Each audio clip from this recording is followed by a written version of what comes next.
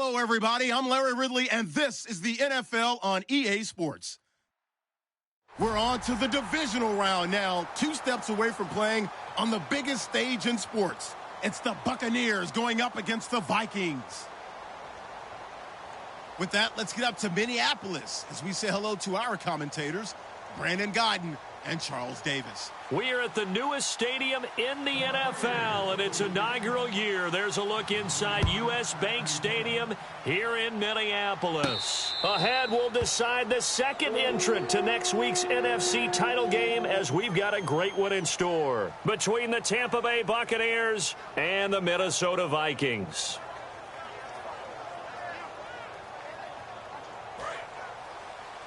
All right, now, Detroit! Green, 30, Detroit! Now a play fake here on first down. Surveying the field. Oh, it's caught inside the 25. Touchdown, Vikings.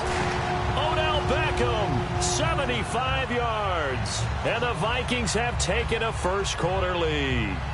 Well, that's how they envisioned it, get the football to start the game and score it. And I don't know if that was scripted. Was it an audible? Or was it just a play call that they had in their pocket? No matter what, they had the right call on against the right defense, and they end up in the end zone. He's got it, and the Vikings take a 7-0 lead. So look at this. They got the 7-0 lead in the pocket, and they're going to try an onside kick.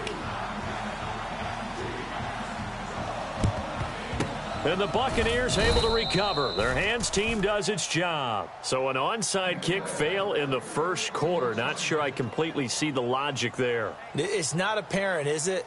You almost have to go deeper, I think, and maybe if we try and work along with them and speculate a little bit here, they must feel like they need to steal possessions in this game, and maybe they don't match up possession for possession with the opposite team.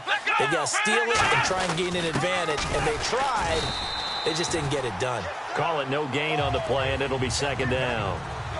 And one advantage for this offensive unit is the big target, Mike Evans. Play to his strength, his size and catch radius. Throw it up there, let him go get it.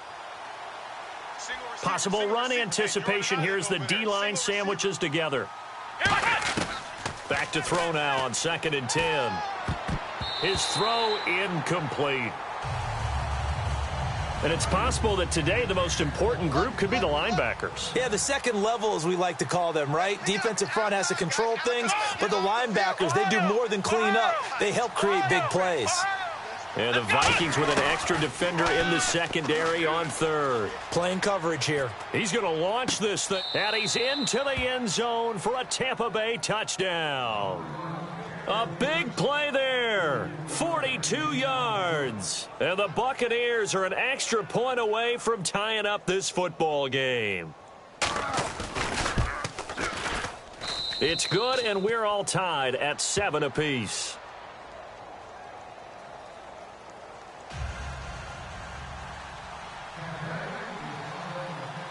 So a tie ball game here as the kick's away.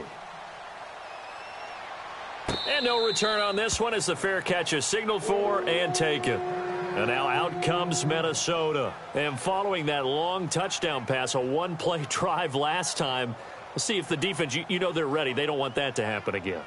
And you would have thought they would have been ready the last time. That's what you work on all the time. Make sure that no one gets behind you. That's the cardinal sin of defense, not giving up the long pass. They did. Let's see how they adjust. They go play action here on first down. Finding time. Flushed out right. Room here to run. And he'll go out of bounds across the 35-yard line. It's a gain of 11 yards that time, and it produces a new set of downs. That was an excellent job of recognizing the situation. His first read wasn't there. Heck, his second read wasn't there. But he bought himself a little extra time scrambling out of the pocket, got to the sticks, and picked up the first down.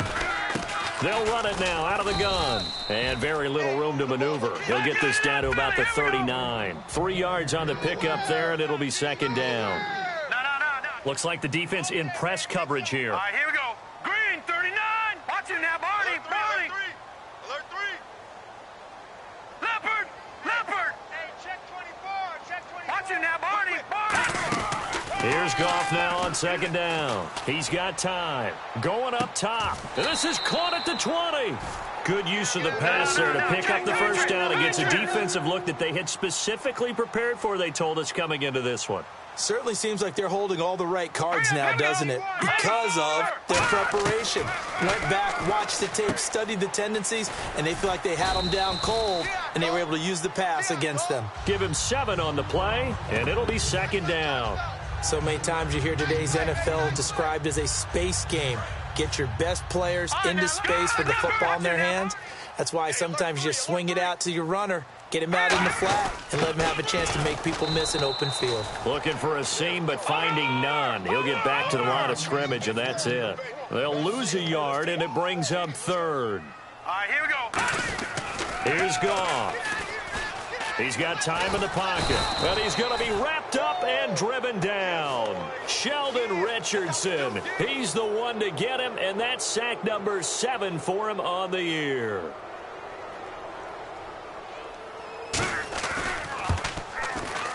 And his kick is indeed good, and they take the lead here now at 10-7. So the drive stalls out, but they are able to put 3 points on the board. Yeah, just a yard or two shorter than an extra point, so no problems converting there. The kickoff team on the field now as they will send this one away. That'll be taken in the end zone.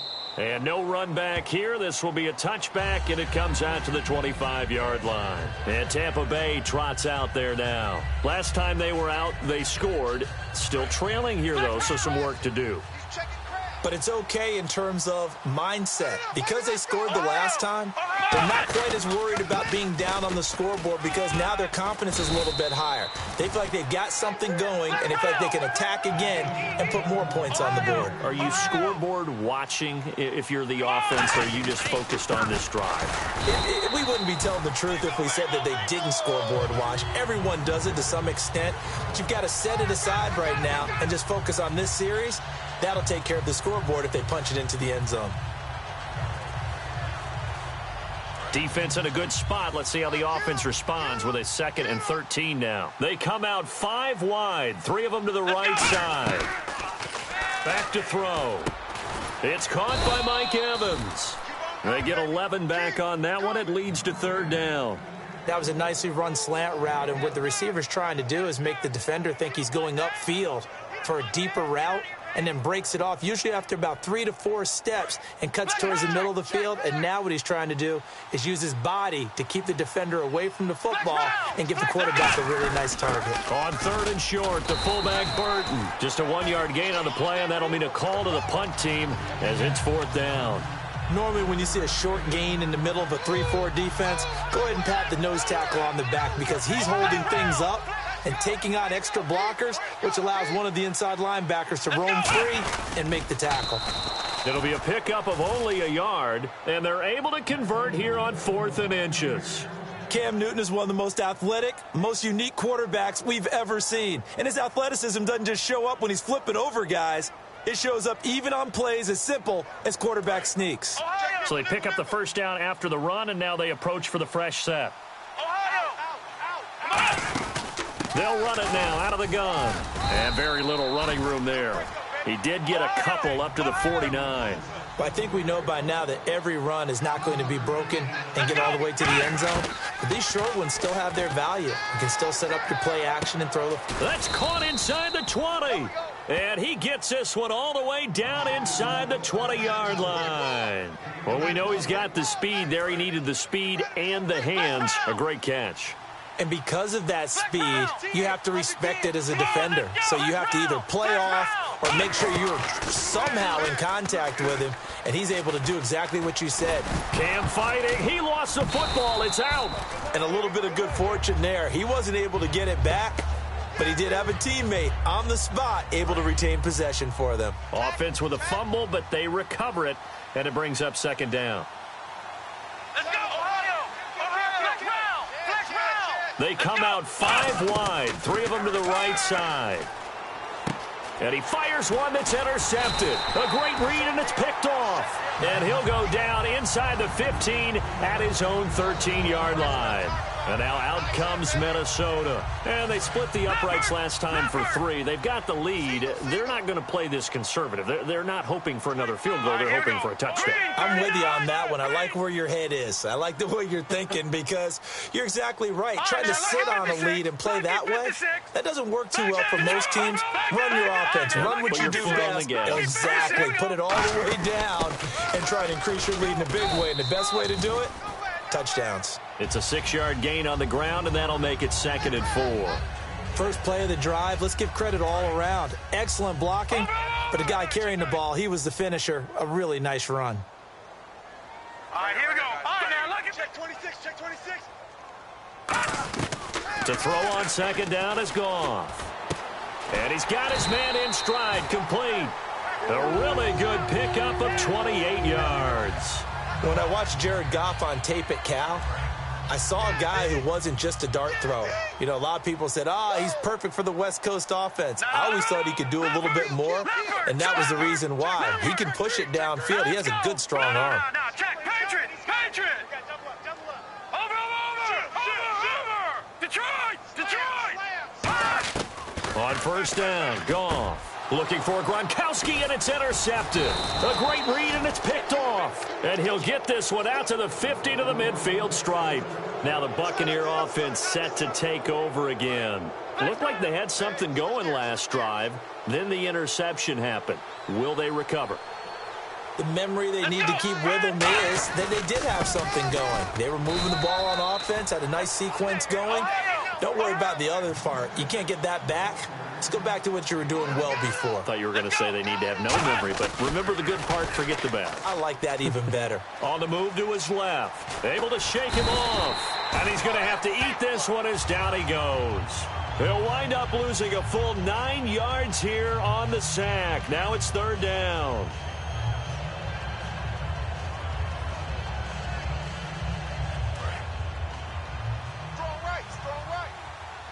And some secondary help here for the defense in the nickel on 3rd and long. Out of the gun, they'll look to throw.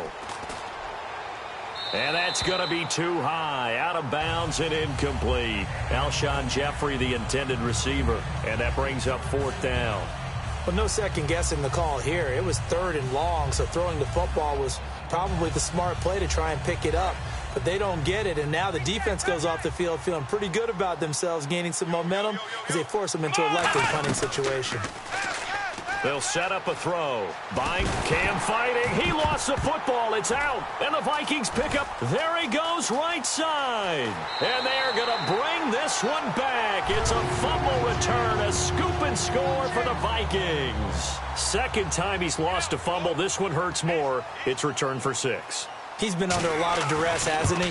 Pressured, hurried, harassed the whole game. Well, the offensive line not giving him a lot of help. Not a lot of help, but the bottom line, he's got to take care of the football. And you can bet they're preaching 2 hands on the ball here as the kick's away following that fumble return. And a fair catch signaled for and taken successfully. And the Buccaneers getting ready to go as they take the field. Strong left. Flex round. Check 13. The drive will start with a carry by Devontae Freeman. Credit him with a 1-yard gain there to make it 2nd and 9. Back now with Charles Davis. I'm Brandon Gaudin. It's the Bucs in possession of the football as we begin the 2nd quarter. They've got a 2nd and 9 to start things out. Check. And the D-line pinching together must be expecting the run. Switch.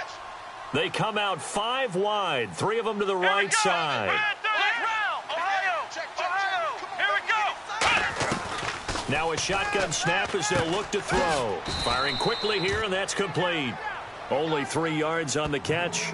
It's 3rd down. Having an effective short passing game, one of their main concern coming into this one, right there, able to hit the D with a quick strike and a 1st down. And you're able to put that into your game plan when you see that there's space to throw the football. A lot of defenses don't want to play press coverage or tight coverage. They'll play backed off, and sometimes those cornerbacks will bail out really fast and really get deep, and that allows you to throw the quick game underneath, and they took advantage of it.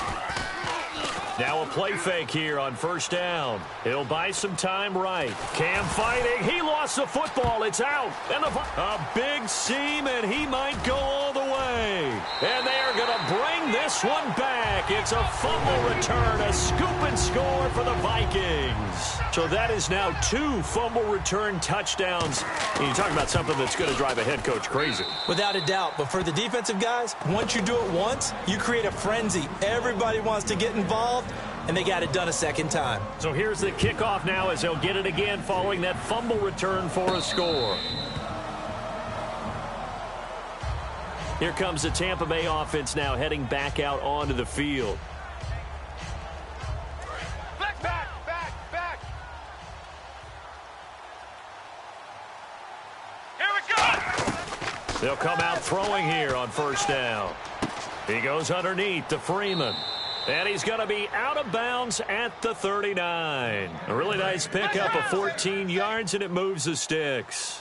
And at his size, he's a smaller back. You can get him the football. He can kind of get lost, make someone miss. It's good for him. Yeah, it's great for him. I like what you said there. Sometimes he gets lost in the traffic a little bit, but get him out in the open field into some space. That plays to his strengths the best. A fight for the football, and it's intercepted. A great read, and it's picked off. And a big turnover there as his guys will get the football back.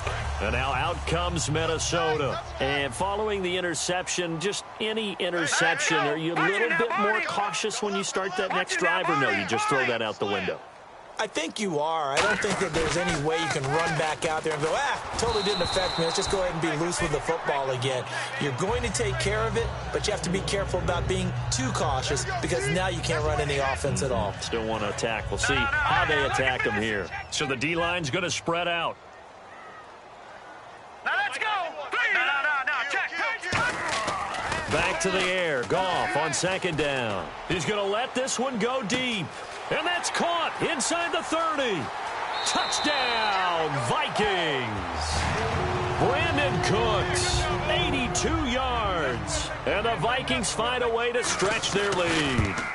Good pass, clean catch, and a house call there on the fly route. And not that much room to operate. So that tells you about his acceleration. We always talk about being able to go from 0 to 60 real fast. It took him less time than that to get to top speed and complete that play. And Tampa Bay trots out there now. And following the interception, we'll see what they can put together on this drive. I can hear my old college coach right now. He always used to tell us before every game, the team making the fewest mistakes will win. What they're hoping is that last mistake is their only one of the game. Coaches, that's Tyler Boyd. He's going to go. Touchdown, Tampa Bay. Tyler Boyd, 75 yards. And the Bucs are able to cut into that deficit. When you're a great route runner, it makes you that much better as a receiver because now your quarterback trusts that you're going to be where he expects, and he's able to deliver the ball on time. And after the touchdown, here's Myers to boot it away.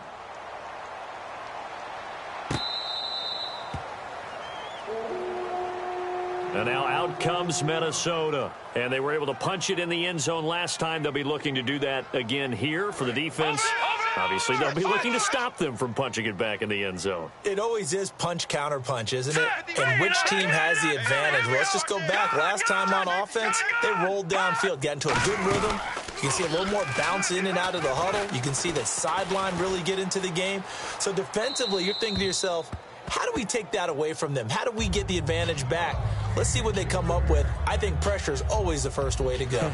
You love pressure. I love it. We'll see if they dial it up this drive. And on 2nd and 10 now. Now look at 56. Switch.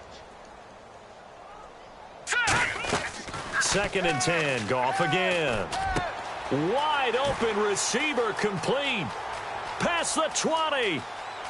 And he's in for the score, and his spectacular season continues as he ties the NFL touchdown record. He is phenomenal. As a fan, is there anything prettier than a well-executed post route? No, it's a thing of beauty, especially when it's done like that for a touchdown. The throw, the catch, and how about the run after to get it to the end zone? Set now to kick this one away, and off it goes.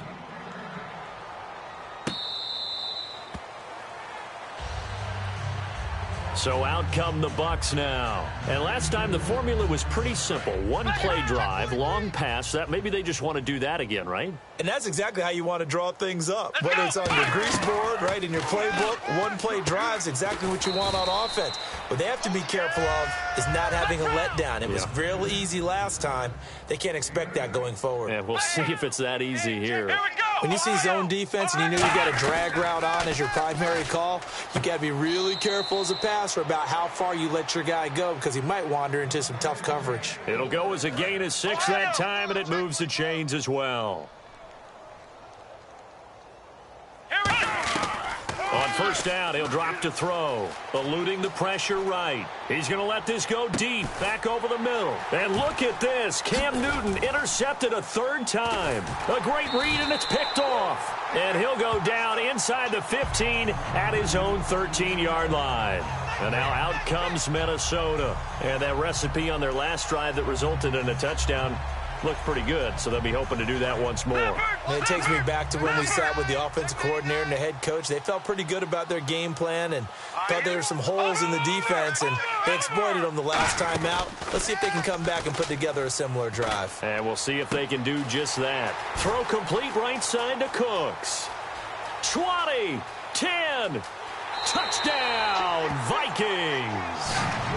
Brandon Cooks, 87 yards. And the Vikings offense continues to pour it on. And the route is on here in this first half. Minnesota's kick team ready, and the Vikings boom it away. That's fielded in the end zone. And no run back here. This will be a touchback, and it comes out to the 25-yard line. Now the Buccaneers offense gets ready to head back onto the field. They come out 5 wide, 3 of them to the right side. Trying to shake off the interception from the last drive. He'll look to throw. And he finds a man on the crossing route. 23 yards on the play.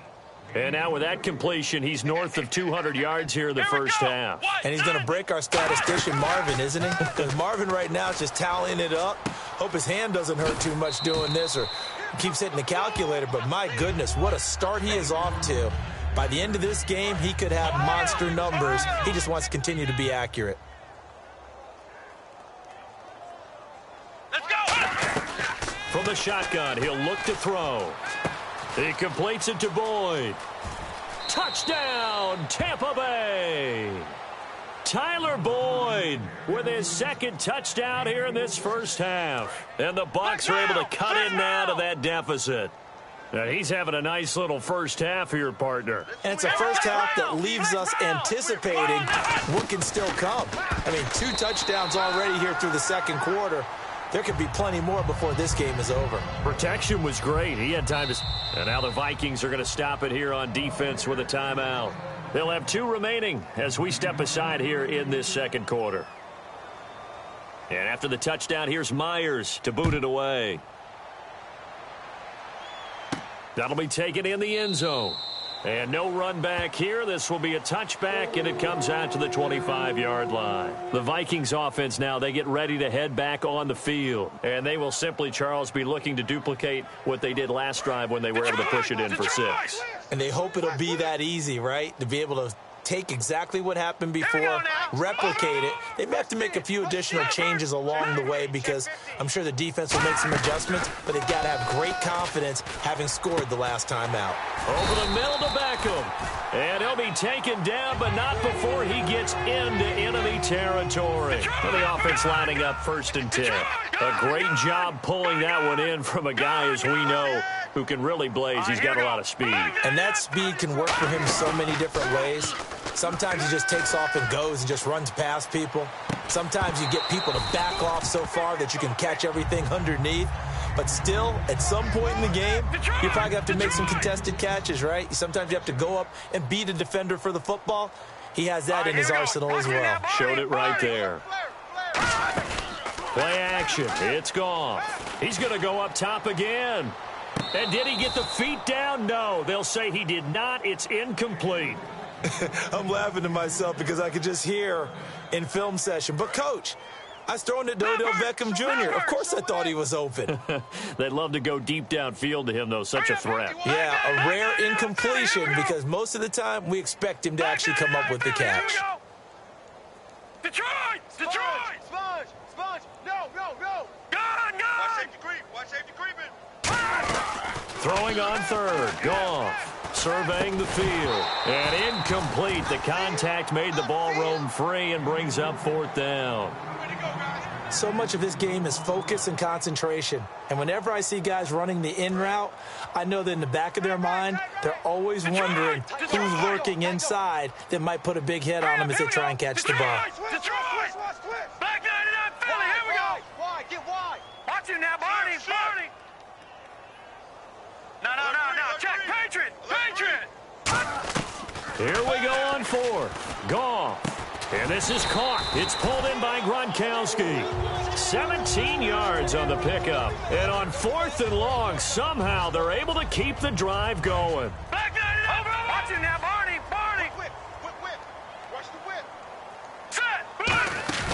They go play action here on first down. And it pops free. The collision there jarred the ball loose and brings up second down. Offense looking to avoid a third and long. It's 2nd and 10. Now that's hard! On 2nd and 10, Goff. And Cooks has it over the middle. And he's going to get this down near the 20-yard line. Give him 11 yards that time and a new set of downs. So in the second quarter, he's already up over 100 yards receiving now. And isn't 100 the magic number for a really good game for a receiver? So he got a chance to really shatter that and have a profound effect on this game. That is caught inside the 5. 19 yards on the pickup there, and now they'll have it 1st and goal. And on that last play there, he's over 400 yards passing now. And you know what that generally means? Success. That, and it means you really didn't miss opportunities. Usually very accurate. The ball's getting to the right place. Guys are making yardage after the catch to help you out that way. I mean, the whole team has picked it up. And don't forget, that means the offensive line has had to pass protect pretty well, too. Everyone dialed in. He's got his man. It's taken in for a Viking touchdown. Their big-bodied receiver there to make the grab. And this Viking offense is running away with this one. And this one through the uprights and good.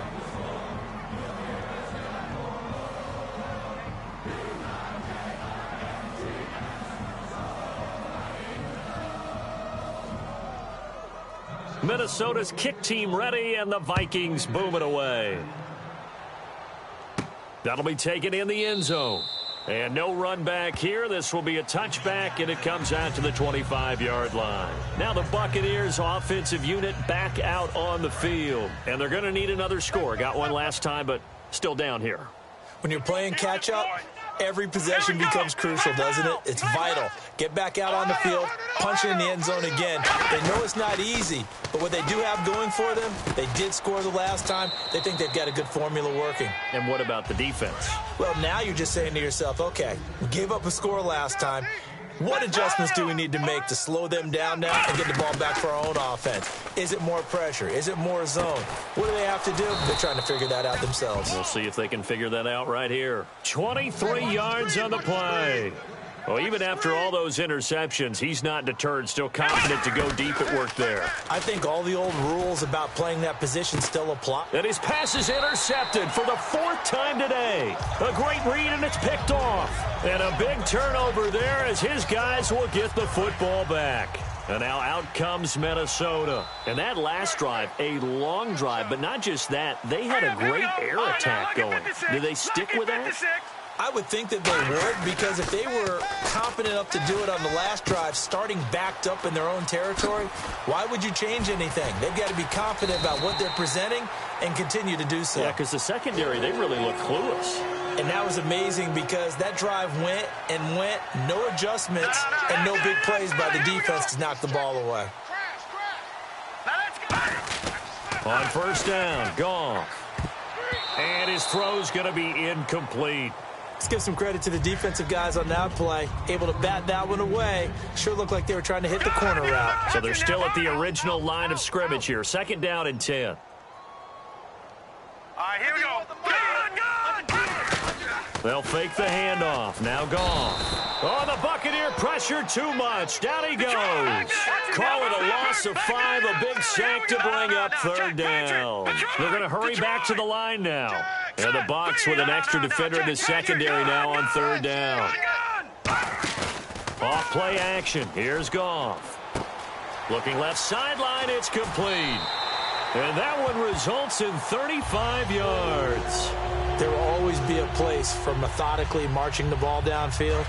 But when you can pick it up in big chunks and strike like that, have explosive plays, that's often the difference in winning and losing. Those types of plays that can knock a defense off balance, that'll drive a team towards a victory. He couldn't quite hold it. Got hit. Ball pops out. Incomplete. After watching him drop that slant, I can hear my old coach's voice ringing in my ears right now. You can't run with the ball until you catch it, trying to get those rack yards before he secured it. A good pickup there at 22. Looking to speed things up here, going with some tempo. And with that completion, he's now north of 200 yards here in the first half. Boy, a tough start for the secondary defensively. It is, and it's got to put a dent in their confidence. And, you know, you always... And that is caught. And the record is his. It's a touchdown.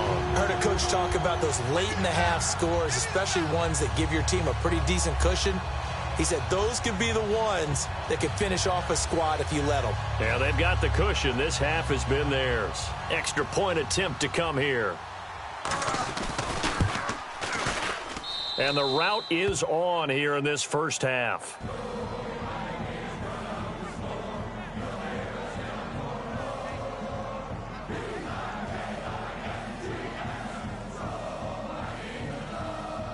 Minnesota's kick team ready, and the Vikings boom it away.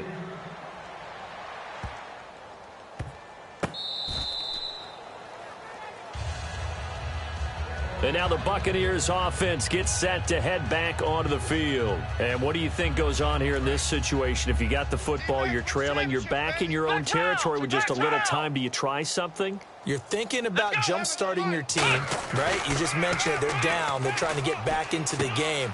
But you've got to figure if something goes wrong. Now whistles come in. We're going to get a timeout here by the offense. It's just their first, so they'll have 2 remaining here before we get to halftime. Watch 2, watch 2. Let's go. Back to throw now on first down. He completes it to Boyd. Touchdown, Tampa Bay. Tyler Boyd saving his best for the playoffs with his 3rd touchdown of the game. And the Bucs are able to get a score back. Well, that touchdown certainly helps, but they've got to go ahead and convert, get to the half, and figure out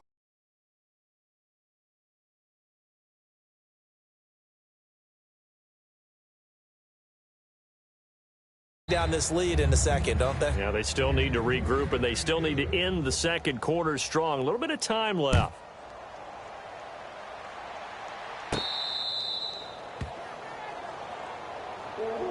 And now out comes Minnesota. And with time quickly fading here in the second quarter, not sure how aggressively, offensively they want to play this. I think we'll find out just how much they trust their guys in this situation if they decide to take a shot. Here we go now. Go over. Watch the shift. Detroit. Kill. Now a play fake here on first down. No, bottled up. Fumble. It's out. It's loose. And fortunately for him, he's able to get it back, but it will be a loss on the play. Well, that was a big oops right there. But how about his ability to correct it? Loses the football, able to get it back himself. Yeah, bounced right back on it, keeps possession. Finding time, looking deep downfield. That's caught inside the 20. Now hold everything here. We're going to get a timeout by the offense. And with halftime on the horizon, they'll be out of timeouts from here forward.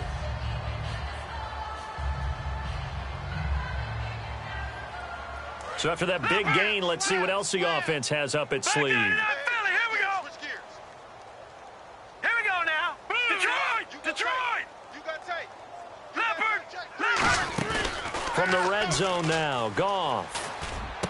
It's caught in the end zone. Touchdown, Minnesota. Odell Beckham in the final seconds of the first half. And the Vikings offense continues to pour it on.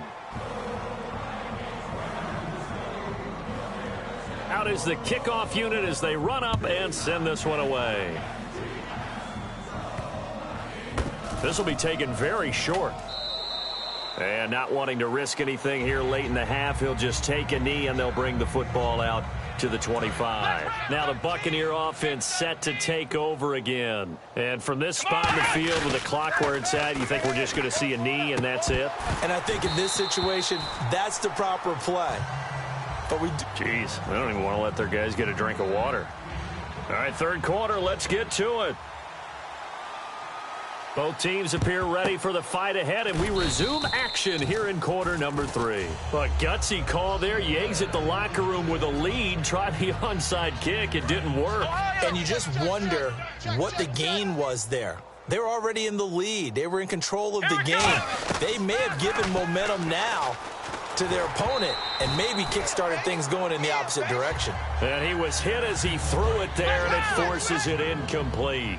Not too many things get to a quarterback of this magnitude, but I think it's safe to say that pressure can get to any quarterback. And he's obviously a great franchise. Cam fighting. He lost the football. It's out. And his guys are going to take over at their own 48-yard line. Now we take a glance at the offense as they work their way back out for their first possession of the second half. And they'll just simply be looking to build off the confidence of the last time out where they scored a touchdown. And confidence is powerful, isn't it? When you've scored once, you feel like you can go back out there and... He's got his man. It's taken in for a Viking touchdown. Odell Beckham saving his best for the playoffs with his third touchdown of the game. And the lead grows even larger here in the third quarter. And this Viking offense is running away with this one.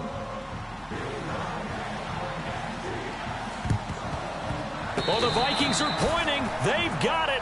Minnesota football. You know, it's interesting. There was not an onside kick recovered the first 7 weeks in 2015. Teams were 0 of 24, Charles, to start the year. Has it gotten harder to recover these onside kicks? I don't think it's gotten harder, but when you cite stats such as 0 for 24, that's staggering. That keeps people from trying it at all.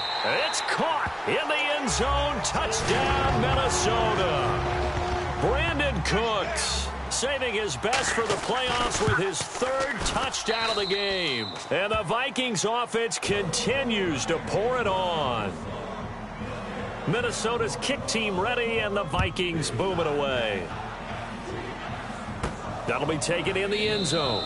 And no run back here. This will be a touchback, and it comes out to the 25-yard line. And the Buccaneers getting ready to go as they take the field. And the turnover last time, that's sort of been symptomatic of their struggles here in this one. Big word. I like it, though, because you're exactly right. You like that, don't you? All game long, they've struggled moving the ball, turning it over on the last possession. Is that word again, symptomatic? Yeah. I like that. Your analysis, symptomatic of the success of this broadcast. What I like is that you gave me the word, and I just kept using it. They'll look, and my goodness, another interception. A great read, and it's picked off. And he'll take this back down inside the 20. Now the Vikings offense works their way back onto the field. And that gives him now 3 interceptions in the game. Well, someone's locked into what they're trying to get done in the passing game. When was the last time we had someone get 3 in a... And he'll get into the end zone. Touchdown, Minnesota. Their dangerous wide receiver, saving his best for the playoffs with his third touchdown of the game. And the Vikings capitalize on the short field as they take it in for 6. Minnesota's kick team ready, and the Vikings boom it away. And that'll carry over the back line of the end zone for a touchback. Here comes the Tampa Bay offense now heading back out onto the field.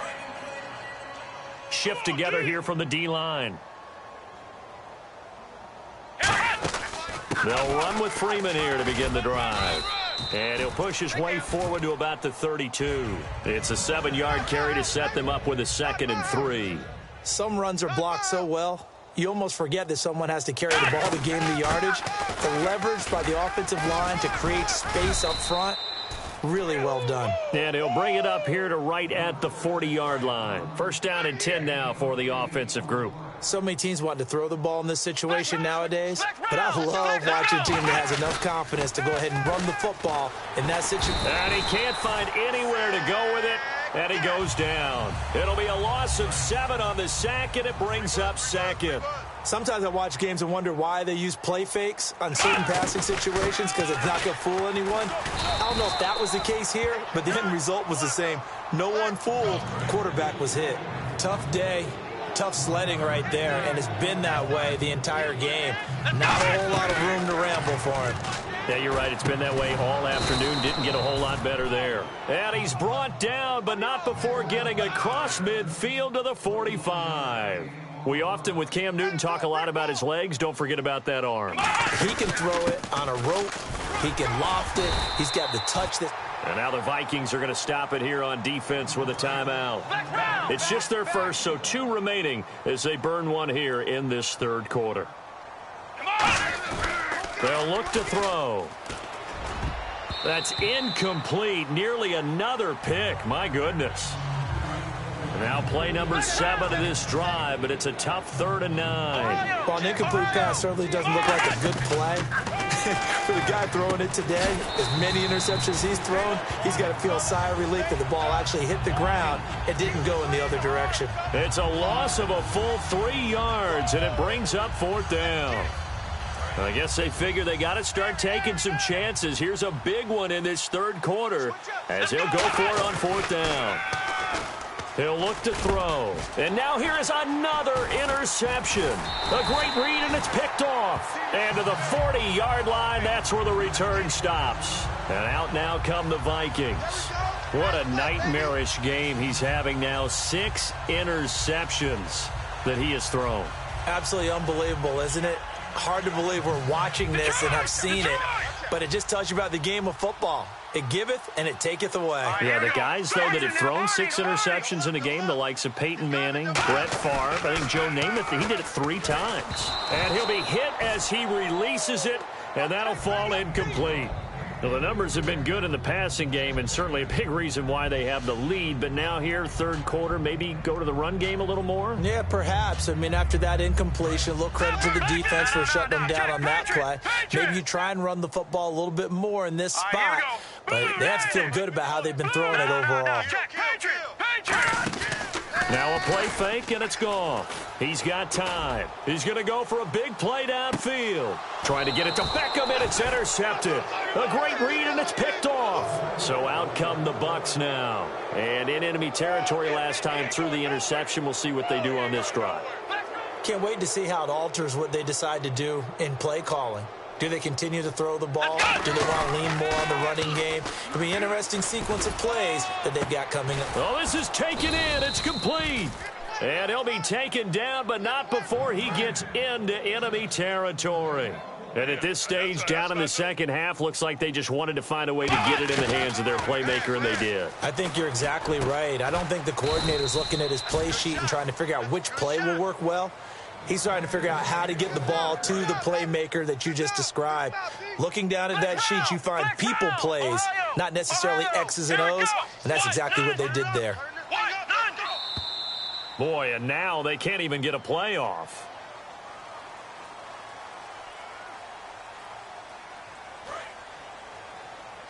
And on the outside, they're playing press coverage. They go play action here on first down. And my goodness, another interception. A great read, and it's picked off. And he's going to get this one to the 23-yard line. And now out comes Minnesota. All right, now, lucky 56. Lucky 56. All right, here we go. After the interception, here's Goff. And he is out of bounds, getting it just shy of the 35. 11 yards for number 11. He's been a busy man here in this one, and they're showing off some nice footwork to stay in bounds. And with those types of catches and the volume that we've seen in this game, wouldn't you keep him busy as well? I would. Of course. You got to keep throwing it to him. He keeps making plays. They like going to him in the slot. He catches another one. I think this comes under the heading of until they stop him, why not go back to him? He has something going really well. Great working relationship with the guy throwing the ball, and they keep making the connection. Give him 8 on the play, and it'll bring up a second down. And the offense moving quickly to the line. They'll run it now out of the gun. And they'll be inside the 25 now at the 24. They get 6 on the pickup there as the drive will continue. Well, we always talk about good down and distance, allowing offenses to expand their playbook. Well, 2nd and 2, that means your playbook's wide open. You can run just about anything. A lot of times, the play caller, he just looks down at his sheet, sees the short yardage runs, and goes to one of those. And he's going to be intercepted a 3rd time. And nothing but daylight ahead. He's at the 40, the 20, 10, 5, and it's a pick 6. He brings it back to the house for a Buccaneer TD. Charles, we've seen him target one of their main weapons time and time again. Maybe they went to that well too many times there. Yeah, and it's so difficult to determine how many times is too many, because how many times have we seen a team go and play and say, until they stop us, we'll keep going. Well, they got stopped on that one, and it cost them 6 points. That's fielded in the end zone. And in hindsight, probably should have stayed where he was, as he'll only get back to the 16-yard line. And the Vikings now heading on to the field. And following the pick 6, and they had decent field position in throwing that pick 6. We'll see how they attack this drive. And I think all you say to your guy is, listen, let's just take care of the football a little bit better. Make some better decisions on this drive, and they'll probably help him a little bit with maybe some really high percentage throws early to let him get settled back in. But they told him, and they told us, they've got confidence. That's not a problem. Yeah, not a problem at all. They just want to make sure they get things settled down a little bit for their offense and give their defense a little bit of a chance to rest.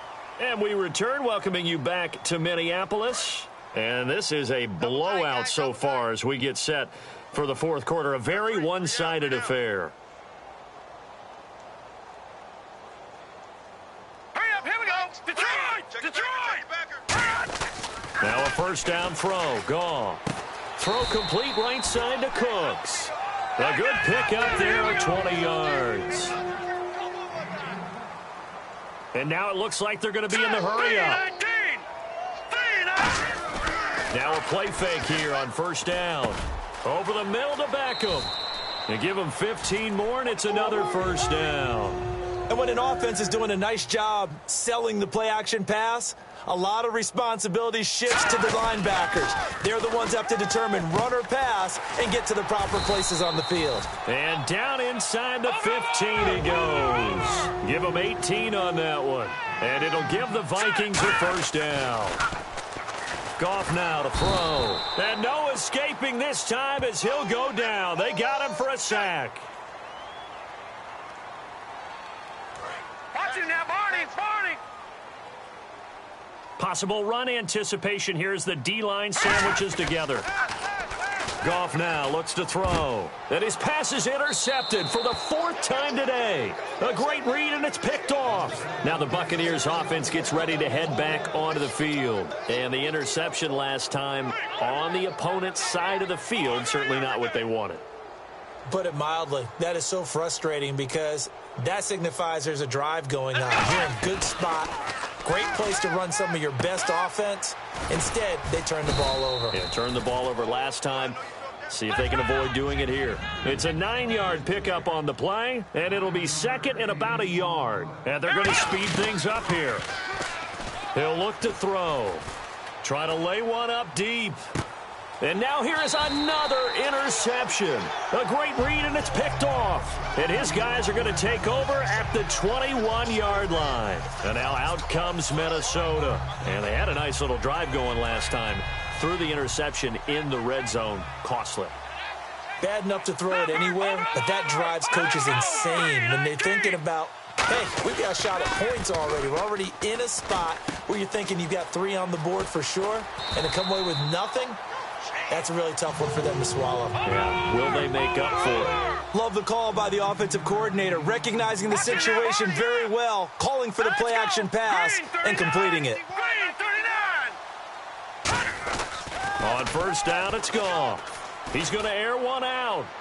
And that's caught inside the 30. A pickup there of 37. And it'll be 1st down, Vikings. And no press coverage here. They are backing off in the secondary. And they're going to hurry back to the line now. And they just had another big completion there. And I think in days gone by in the NFL, you might have asked, is this a little bit of overkill? Is this rubbing it in? I don't think people feel the same way nowadays. It's the age-old argument. Then you could say on the other side, if you're going to get angry about it, stop it, right? Go ahead and stop me. And I think a lot of the times they just look at it like, let's just play the game. And however it turns out, it turns out. He's got his man. It's taken in for a Viking touchdown. Their dangerous wide receiver, a 16-yard touchdown. And this Viking offense is running away with this one. Ooh, a little cruel here. They're going to go for the onside kick up big.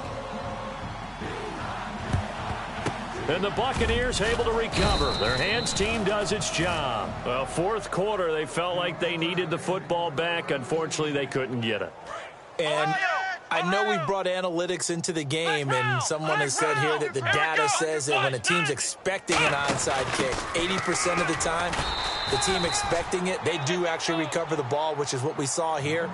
I just wonder if that number is much more of a anecdotal type of a number. Kind of like when the coaches tell us, well, when you score on special teams, 93% of the time you win the game. I'm still waiting to see that number is empirical. And a catch right side by Evans. It's a pickup of 16 there, and it'll lead to a new set of downs. Quick pass play there on the slant, Charles. Works out well for the offense. The offense loves it. The defender hates it. Hard to get through the body of the receiver to get to the football trying to cover a slant. Mike Evans, the one he was looking for. And that'll bring up second down. And the D-line pinching together must be expecting the run. Come on! And 2nd and 10, he'll look to throw again. He's going to hit his man out of the backfield. Complete. A good pickup. Another timeout called by the Vikings now.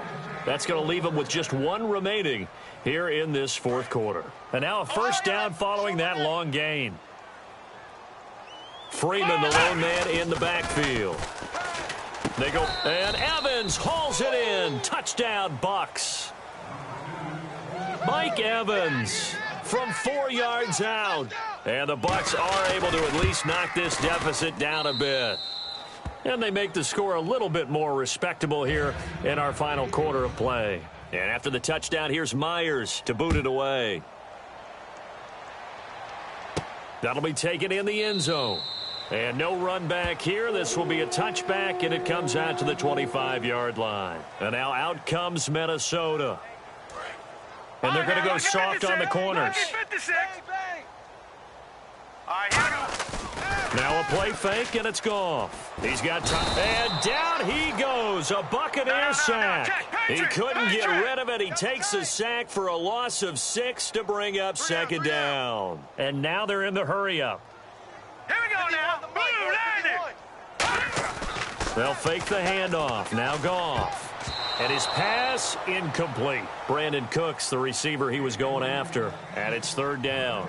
It's always tough for the guys throwing the football when they think they've got a completion and the ball's almost there, and then someone sneaks a hand or two in and bats it away. Back to throw. Goff. Oh, there's that man again. It's complete. It's a gain of 20 and picking up the first. Well, we always hear about the connections some quarterbacks have with certain receivers. I think this guy has a connection with just about everyone. Didn't mind throwing it in there against double coverage to him. Shows some confidence, supreme confidence. Big-time confidence that he would make the play for him, and he did. They call it a gain of 19, and it moves the chains. And quickly, they get to the line. Now a first down throw. Goff. And no escaping this time as he'll go down. They got him for a sack. Boy, he came in off the edge so quickly there. Look out, because that's exactly what it was being shouted by the offensive lineman to his quarterback, because he had no chance to block him. To throw on second down is Goff. And Cooks has it over the middle. And he gets this one all the way down inside the 20-yard line. Time for a break. We'll come back and wrap up garbage time after this. Defense really showing respect to the deep ball here, playing off the receivers. On first down, nowhere to go here. He lost the football. But a Viking was able to corral this one, and Minnesota will keep possession. They're going to hurry back to the line now. On plays like this where the ball comes free, it's often unusual for the team that lost it to get it back. Because this is the quarterback. The ball gets away from him. Everyone else is trying to execute what they're supposed to do on offense. They're usually looking in the other direction, downfield, or have moved away from him. In this case, though, a teammate is able to come up with the ball. The 8th play of the drive coming up. It's 3rd and 3. All right, here we go. Goff on 3rd down. And that is incomplete. And that was a nice play. He knocked it away, but obviously you want the interception in this situation. You want to take away any chance that they have any decision to make on 4th down. But things happen so quickly in the end zone, in this compressed area of the field, that you're just happy to knock it away and not allow a touchdown. Detroit! All right, now, lucky 56. Lucky 56. Here we go on 4th. Goff. And this will be caught. And the carnage continues. It's another touchdown. There's no doubt in my mind. And do you hear that? Do you hear that? It's not scales, right? I don't hear scales. Do I actually hear a tune?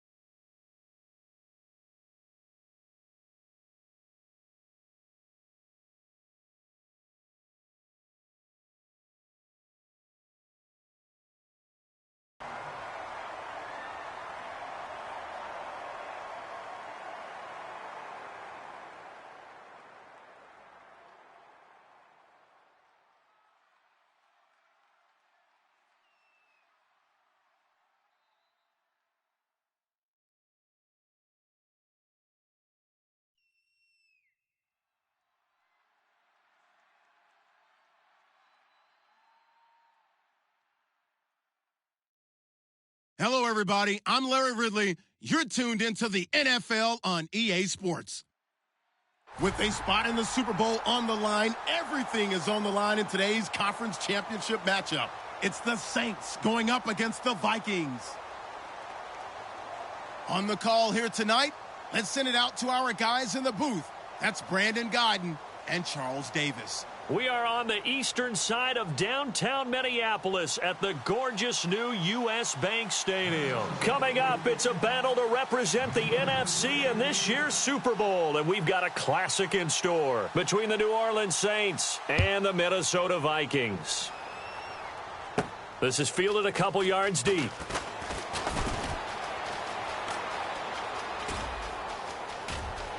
There he goes, left side. Touchdown, New Orleans.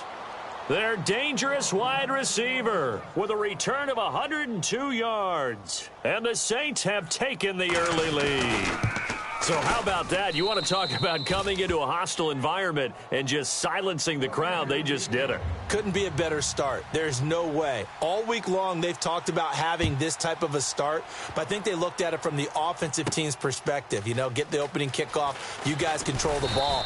A lot of people are now going to say, okay, now your offense, will they be out of whack? No, not at all. They're going to be absolutely happy.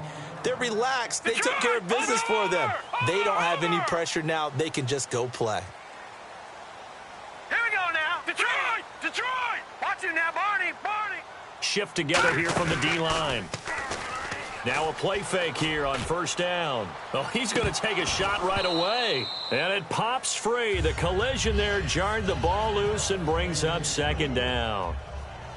And how about this wide receiving core, Charles? Well, I was at the hotel watching a little film, and you popped your head in and said, these receivers are pretty good from what I can tell. You're exactly right. Can't wait to see them do their thing out on the field. He's got the hook up to Odell Beckham. 8 yards on the completion, but now they face third down. That was not a completion that results in a highlight video. But at the same time, if you have those kind of completions all game long, eventually one of them might turn into a highlight. An early test, 2 plays in. This is 3rd and 2. Let's go! Leopard! Leopard! 3rd and 2. Goff. And he couldn't hang on to it through the contact. Incomplete. We know it's not an easy job to go out and catch passes when people are trying to tackle you and knock the ball away. But the bottom line is, that's a pass he's got to have and a pass he should have caught. And how about the call here? They need 2 yards in their own territory on 4th down, and they're going to go for it. Barney! Barney! All right, now, look at 56. They're going to go for it. It's Goff. And this is incomplete. A surprising move here on the opening drive of the game. And the Saints are going to get it back and in great shape. So they take a big chance here in their own territory. And you think the coach may have some questions to answer? Yeah, and, you know, normally we focus on the media, right? The social media barrage that he's going to get for this one. How about on his own sideline and in his locker room? Because I think the team's going to look at him like, Coach, why would we go for it there? I mean, no confidence in the defense. You don't like the punter. I mean, what's going on here? You owe us some explanations. And they'll go with a ground attack here. And able to push his way forward here for a good little gain. 5 yards on the pickup, and that'll lead here to a 3rd down. Frustrating for a defense, energizing for an offense. Finding a way to create that type of yardage in your running game, that'll make the guys carrying the ball very happy. And they'll try the ground game here with the running back. And he's got the first down as he gets it to the 8. Coach hinted to us that we may see some old power football here in this game. We got a taste of it on that first down run. I love how he hinted it to us, and then when we were watching practice, we were watching what they call inside drill with the offensive and defensive line, and they kept putting more defenders on the other side and saying, block that. I don't care how many guys are in there. I want to run the football this week, and boy, it has paid off for them in this game. And the linebacking core could certainly be crucial today. They do everything really well. Fly to the football. Now a loose football. The ball comes out.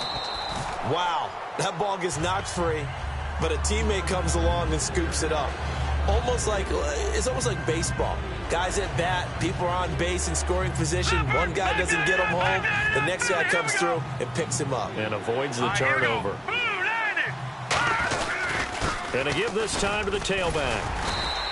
Call it no gain on the play, so no help there. And now 4th and goal.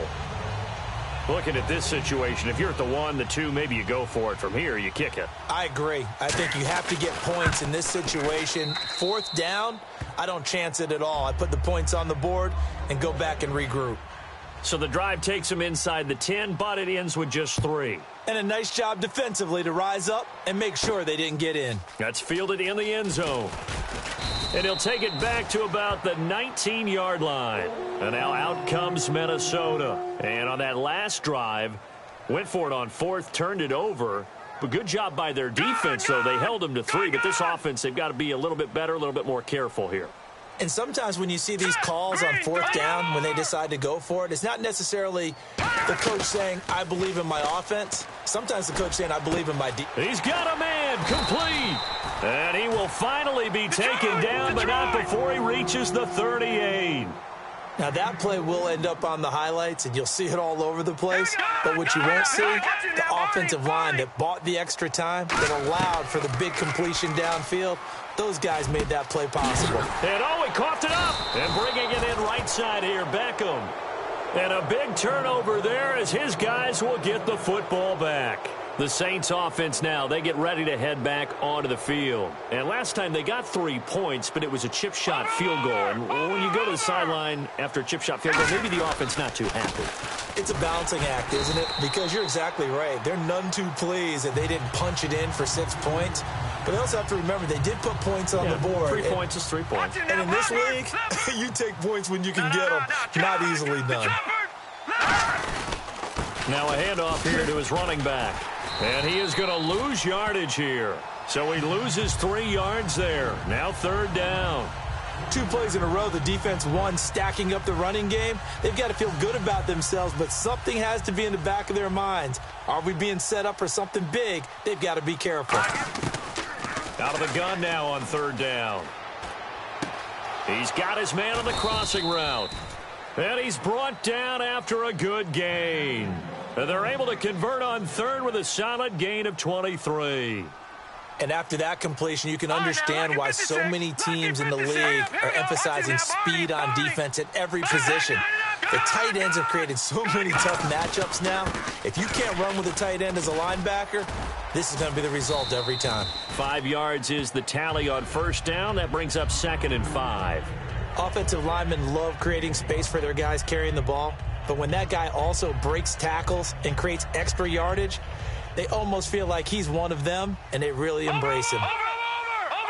They come out here in the eye, and they'll go on the ground.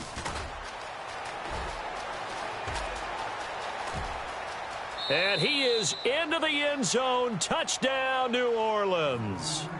A great effort there. 56 yards. And the Saints add on to their lead.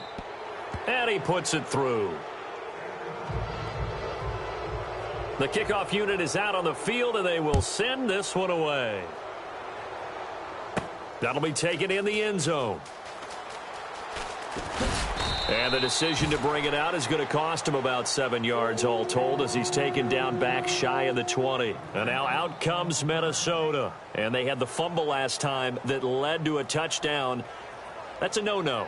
We'll see what they do here this go-around. A big no-no. Put that in capital letters. Turning it over, the other team takes it down and scores. That can be a deflator for a football team. Now it's up to the offense to get back out on the field and pick things up. You know, they're out there. We'll see if they can pick those things back up. So pass interference, partner with all the rule changes. It is hard to be a defender in the pass game. Brandon, is tough in college. It's a lot harder in the NFL. You can't touch him after 5 yards downfield. You can't touch him while the ball's not in the air. You can't touch him at all until the ball is at the receiver's hands. Very difficult to be a defender in today's NFL. They go play action here on 1st down. It's caught in the end zone. Touchdown, Minnesota. Odell Beckham, 53 yards. And the Vikings get the quick strike touchdown. And it's 17-7. Minnesota's kick team ready, and the Vikings boom it away.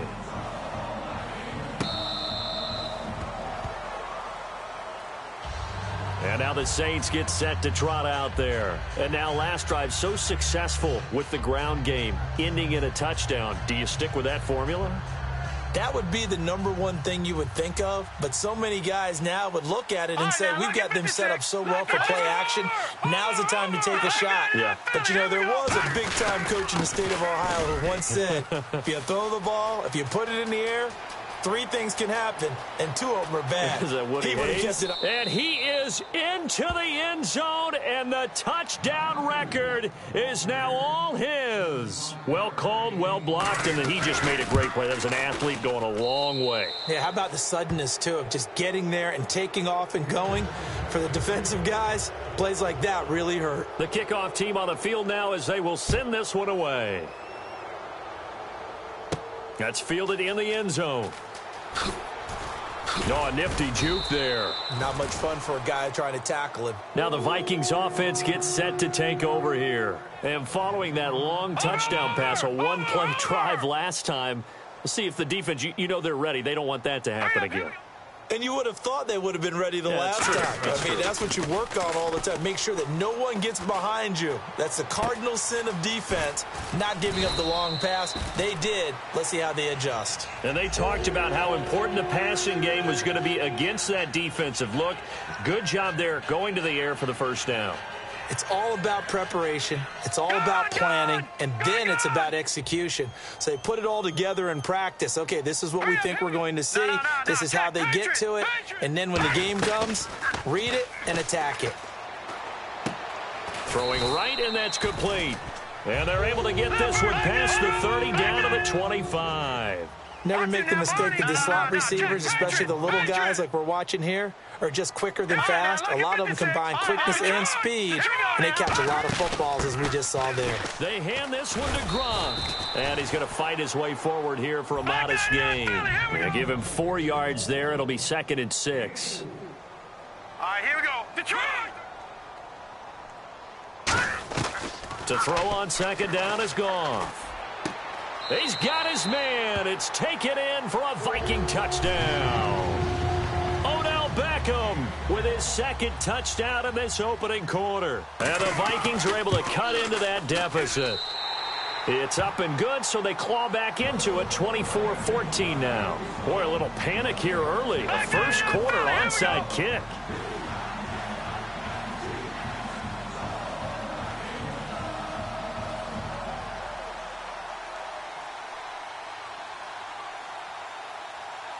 Minnesota's kick team ready, and the Vikings boom it away. That'll be taken in the end zone. And no run back here. This will be a touchback, and it comes out to the 25-yard line. Out onto the field comes New Orleans. And coming off a one-play drive that was so deflating for the defense, what's their mentality? How do they rally here and stop this offense? Well, hopefully there's some determination that sets in because they weren't ready to go on the last one.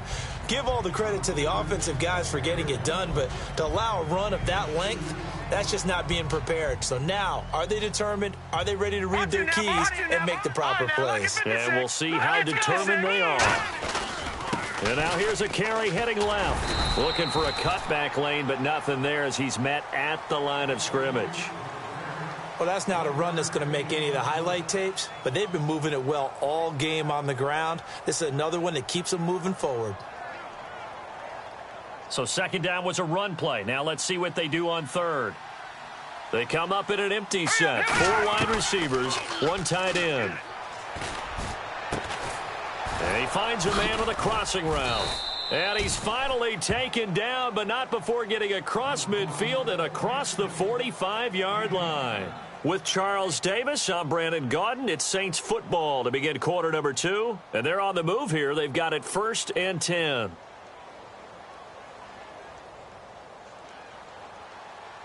Possible run anticipation here as the D-line sandwiches together. They come out here in the eye. Now a handoff looking right. And he'll lose yardage on the play back at the 45-yard line. That's going to go as a loss of 2, and it'll be 2nd down. And the offense there, the O-line, everybody really on offense, they were just manhandled at the point of attack. Yeah, you could pretty much call them all out, couldn't you? Almost by name, right? That was a very tough sequence for the offensive line. But how about that defensive front creating a new line of scrimmage and creating a lost yardage possibility? Now a handoff as they run left side. And he'll lose yardage here. Back at the 47. It'll be a loss of 1, and it'll be a third and about 13. Back-to-back runs that were stacked up. Offensively, now you've got to think to yourself, do we change blocking assignments? Do we change formations? Do we change looks in order to try and get the running game going? Now on 3rd and long, they'll nowhere to go. Here, he lost the football. And now off to the races down the right side. And they are going to bring this one back. It's a fumble return, a scoop and score for the Vikings. Huge, huge play by the defense, not only to force the fumble, obviously, but to return it for a touchdown. And I know it's no fun for anyone who plays offense, but isn't it fun to see how a defense rallies when there's a fumble return and everyone tries to find someone to block and bring it all the way home? I always like their celebrations because they don't get there that often. No, they're not choreographed very well usually. And you can bet they're preaching 2 hands on the ball here as the kick's away following that fumble return. That's fielded in the end zone. And the decision to come out is going to cost him 5 yards with a new rule as he's taken down right at the 20-yard line. The Saints coming out now to take the field.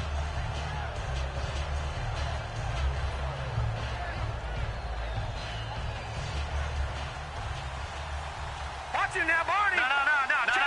Check. Now let's go. Green 3. Now they try the right side here. And nothing doing. He's immediately taken down at the line of scrimmage. No gain on the play there. 2nd down. Wasn't able to get anything. No gain. Fumbled once already. Maybe he's being a little careful. Not necessarily on that play, but I'm sure that's in his mind somewhere. Oh, without a doubt, because protecting the football is job one for anyone who's carrying it, and that's exactly what he tried to do. The big fella! And he'll be taken down, but not before he gets into enemy territory. An excellent pickup of 34 yards. And the game just keeps evolving. Big guys running those corner routes, so difficult to cover. And now here's a carry heading left. And he's going to get this one down near the 45-yard line. Just a yard on the first down carry, so it's 2nd and 9. Now that's the type of play that'll fire up a defense. Hold them to 1 yard on a first down run. It'll be interesting to see if the offense decides to press the run at all or if they'll abandon it now after gaining only 1 on that play. That one goes for 24 yards.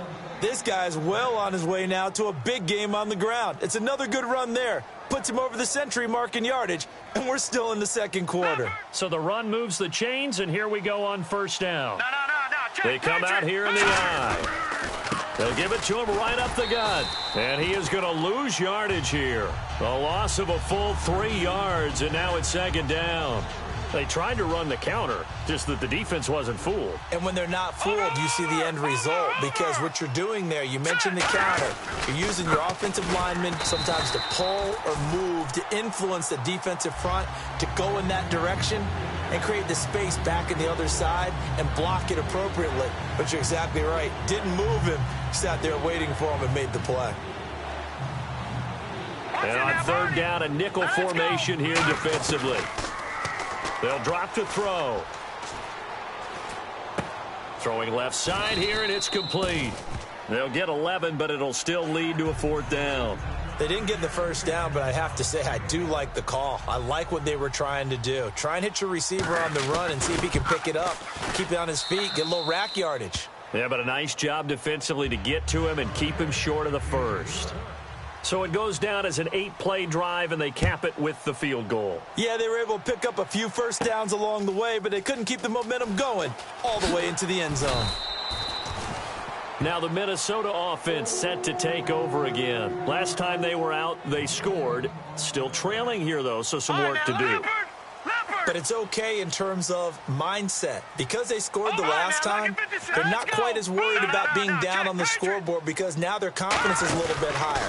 They feel like they've got something going, and they feel like they can attack again and put more points on the board. Are you scoreboard watching if you're the offense, or are you just focused on this drive? We wouldn't be telling the truth if we said that they didn't scoreboard watch. Everyone does it to some extent, but you've got to set it aside right now and just focus on this series. That'll take care of the scoreboard if they punch it into the end zone. So 2nd and 10 here. They'll send Beckham alone to the left side. Here we go. And the wideout in motion. Back to the air. Goff on 2nd down. Oh, the ball comes out on the hit, but they'll say it's incomplete.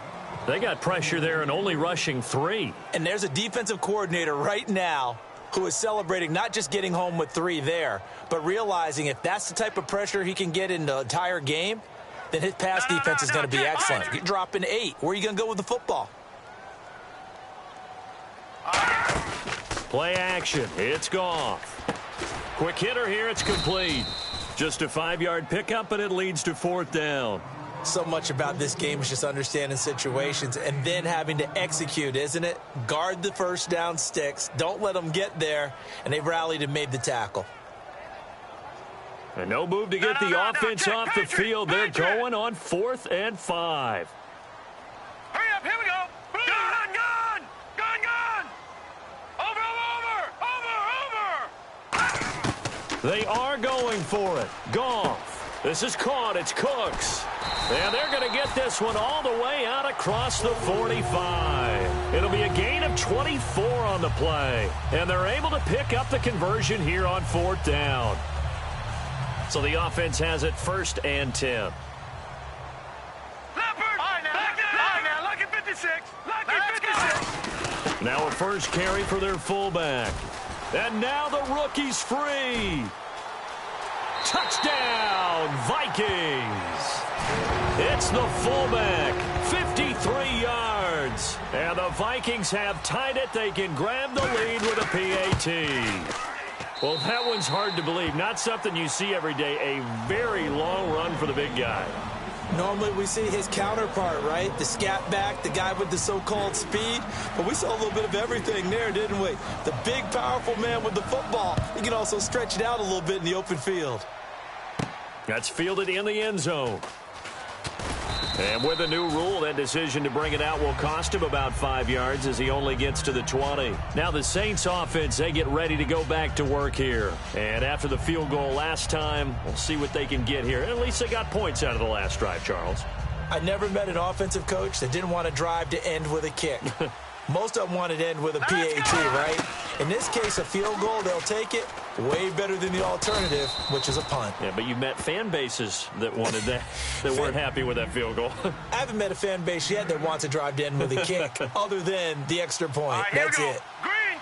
Watch him now, Barney. Now a shotgun snap as they'll look to throw. He's got his man on the crossing route. He got 29 yards that time.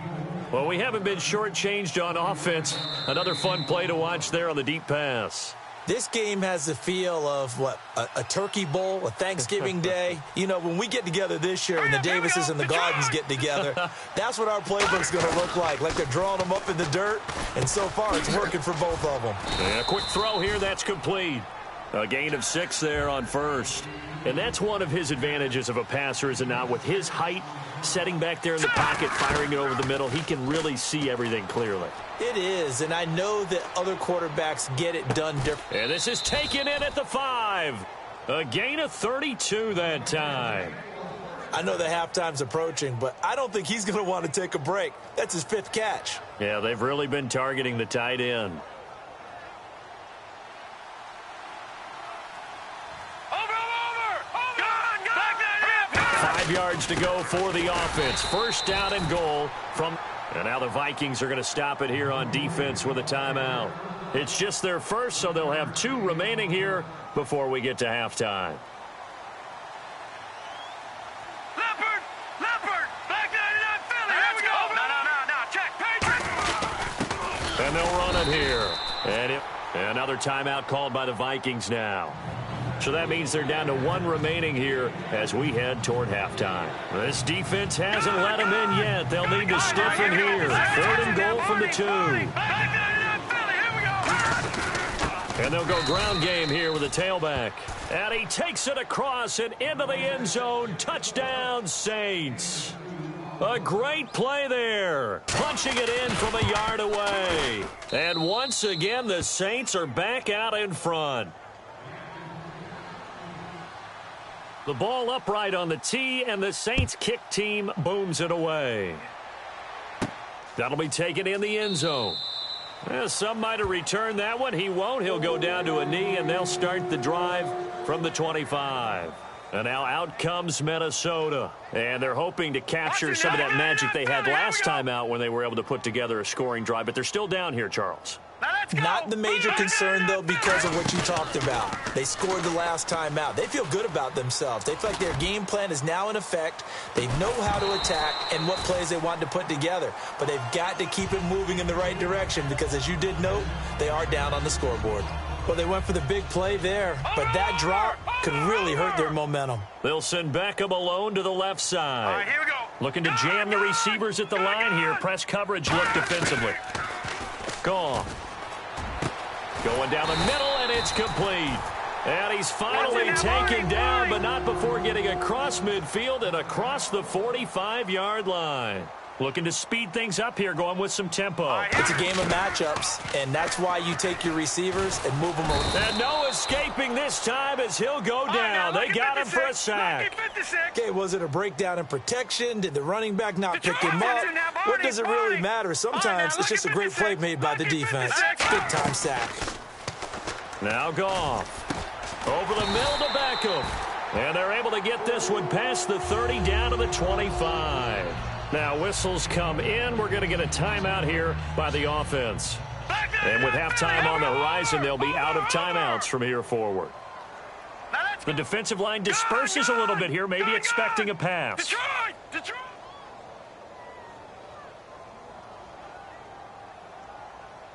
Over!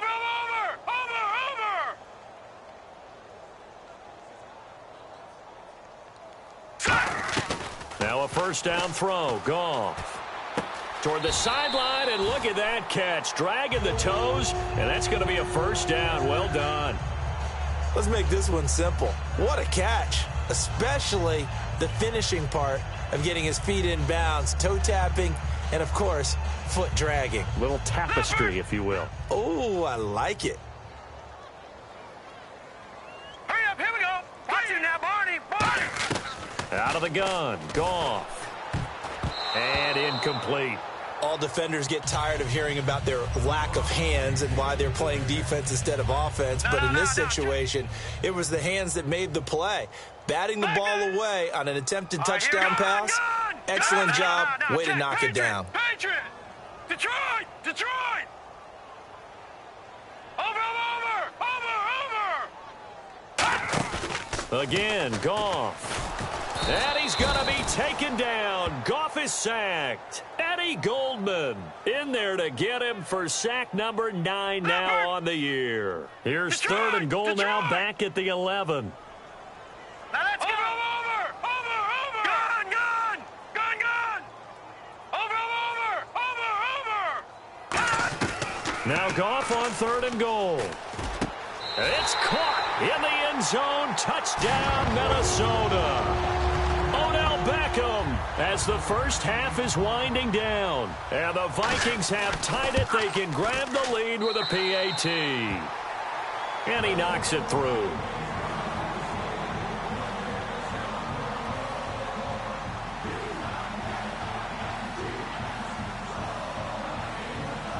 Minnesota's kick team ready, and the Vikings boom it away.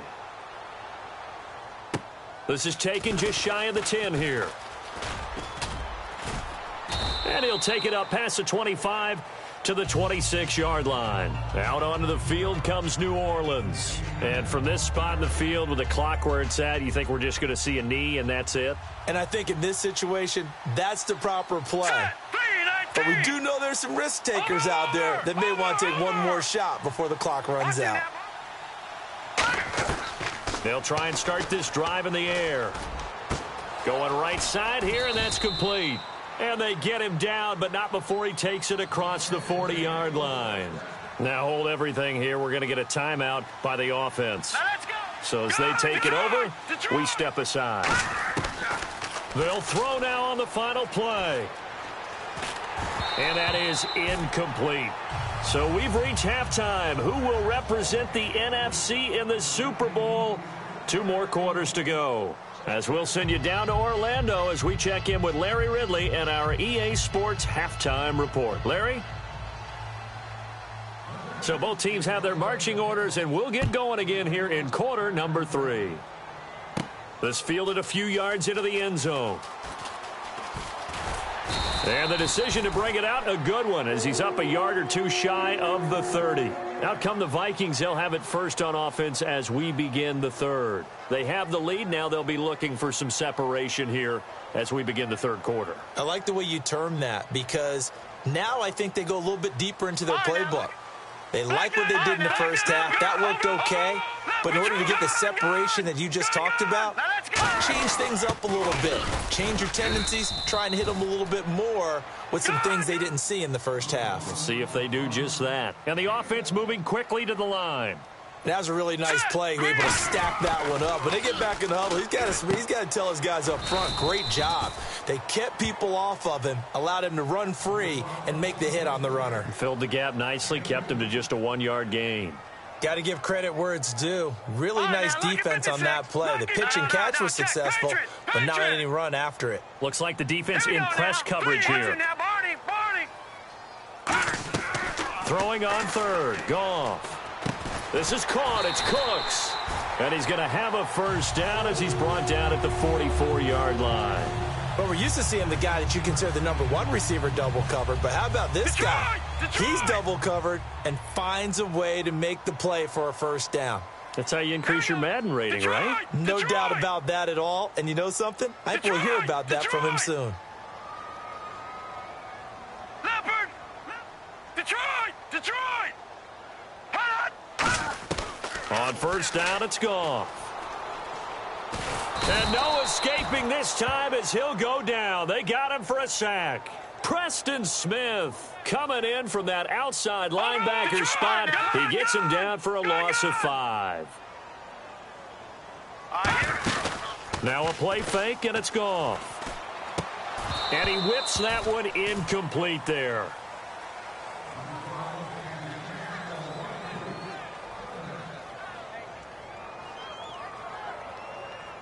Let's see, the defense might bring some added pressure as the offense is dealing with a 3rd and long. All right, here we go. Leopard! Leopard! Gone! 3rd and long. It's Goff surveying the field. And incomplete. The contact made the ball roam free and brings up 4th down. So 4th and 15, but the offense is staying out there to go for it. All right, here we go. Back 99 Philly, here we go. Watch it now, Barney, Barney. All right, now, look at 56. Back 99 Philly, here we go. They are going for it. Goff. And this is caught. It's pulled in by Gronkowski. Give him 23 yards on the pickup. And they're able to move the chains as they convert on 4th and long. I don't know if I agree with that. I guess they don't care if I agree with that. But, boy, you have to be surprised by that, right? I definitely was surprised that they decided to go for it in this situation. But they must have either felt like they either had a great play call on or they're trying to show extreme confidence. And on the ground they go with a running back. Just a yard on the pickup there, and it'll bring up a 2nd and 9. In order to play really good run defense when you're playing a 3-4, those 3 guys up front, the nose tackle and the guys they call the defensive ends, they're usually big people because they're going to have to eat up a lot of blockers because it's usually 5 on 3. And when they do their job well, guys who play on the inside, those inside linebackers, they're able to just roam and hit. Finding time. Steps away to his left. 7 yards on the play, and it'll be 3rd down. Well, he did a nice job keeping his eyes downfield, waiting for someone to get open. But once the pressure forced his eyes down to see the rush, it was time to make a break for it.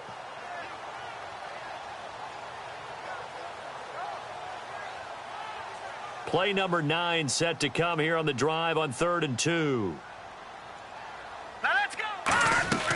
3rd and 2. Goff.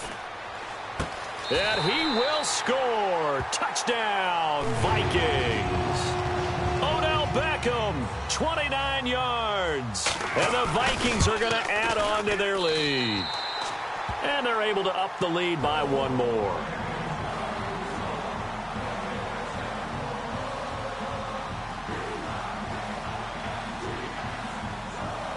Minnesota's kick team ready, and the Vikings boom it away.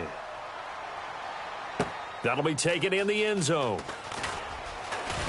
And he'll wind up getting an extra couple yards here for his trouble as he'll bring this one out to the 27. Now the attention turns to the Saints offense getting ready for their first possession of the second half. They trail offense, first time to touch the ball in quarter 3, and we'll see what they can do.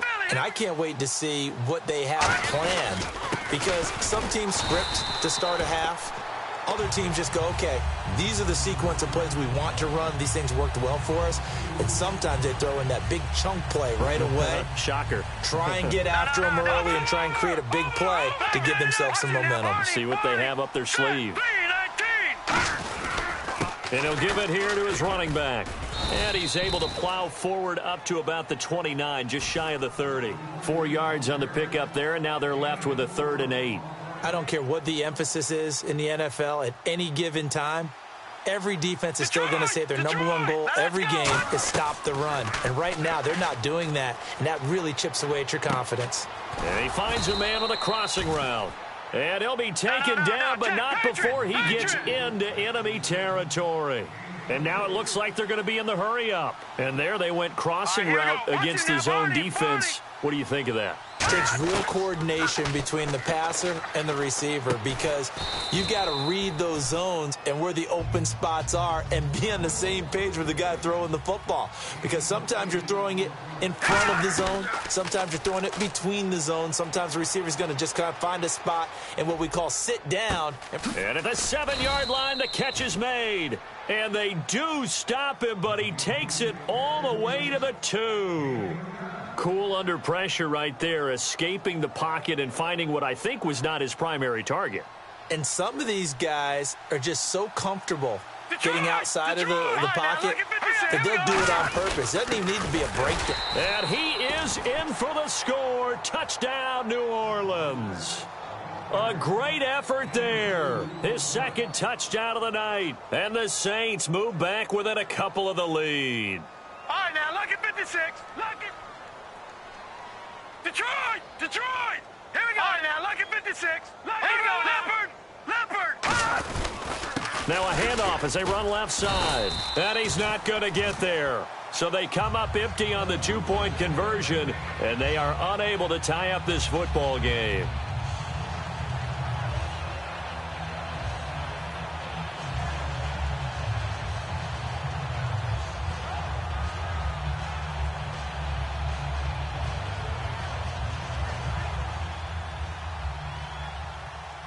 Set now to kick this one away, and off it goes.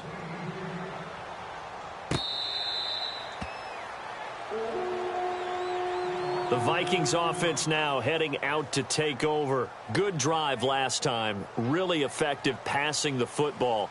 Do you maybe mix it up, now go to the ground game and surprise the defense a little bit? I would anticipate the defense making some changes, but I wouldn't necessarily just absolutely go in the opposite direction.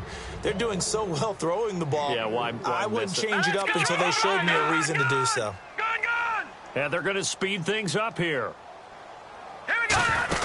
They'll run it now out of the gun. And this carry not as productive. He's swallowed up at the line of scrimmage. They'll get nothing out of that one, and it's going to lead to a 3rd down. And as a defensive end, getting off the ball quickly, swarming to the football, making a tackle, that's what we saw right there. Yeah, that's what their job is, and really a lot of the time they have to throttle back a little bit in the run game, because you know those defensive ends, they're like in a sprinter stance. They're just headed straight for the quarterback. That was good recognition on that play to hold him to no gain. He's got time. They've got his man complete. Touchdown, Vikings. Odell Beckham, 70 yards. And the Vikings find a way to stretch their lead. And that touchdown reception is the 5th for him in this game, and that ties the NFL record. And a record that's held up since 1950. This is another person that's tied it, but think about this. Bob Shaw said it in 1950. Kellen Winslow came along and tied it. And then, of course, Jerry Rice tied it as well. And finally, we're seeing it here one more time. Phenomenal. Out onto the field comes New Orleans. And that recipe on their last drive that resulted in a touchdown looked pretty good, so they'll be hoping to do that once more. And it takes me back to when we sat with the offensive coordinator and the head coach. They felt pretty good about their game plan and thought there were some holes in the defense, and they exploited them the last time out. Let's see if they can come back and put together a similar drive. And we'll see if they can do just that. Yeah, let me puff out my chest a little bit, even though I'm not rooting for either team. That was a really nice defensive play. It's awfully fun to watch, even in an offensive game. And his throw's going to be incomplete. Oh, man, for him to be that wide open and drop it. Sometimes you have just too much time on your hands, right? You end up thinking way too much, and your hands get shaky. And yes, he's a tight end, but that's a catch he should have made. Into double coverage, and it's intercepted. A great read, and it's picked off. And his guys are going to take over at their own 48-yard line. And now out comes Minnesota. And they will simply, Charles, be looking to duplicate what they did last drive when they were able to push it in for 6. And they hope it'll be that easy, right? To be able to take exactly what happened before, replicate it. They may have to make a few additional changes along the way because I'm sure the defense will make some adjustments, but they've got to have great confidence having scored the last time out. And he's going to be brought down inside the 45 at the 43. Give him 9 on the carry that time, and they're set up with a 2nd and 1. And once again, leverage wins. The offensive line, lower than the defensive front. They moved them and found some good space for the guy carrying the ball. They come out here in the eye. All right, now, lucky 56. Lucky gun. Leopard. All right, now, lucky 56. Leopard. They'll run it here. This is their fullback getting the carry. They'll say no gain on the play, so it was looking good, but nothing there, and now it's 3rd down and inches.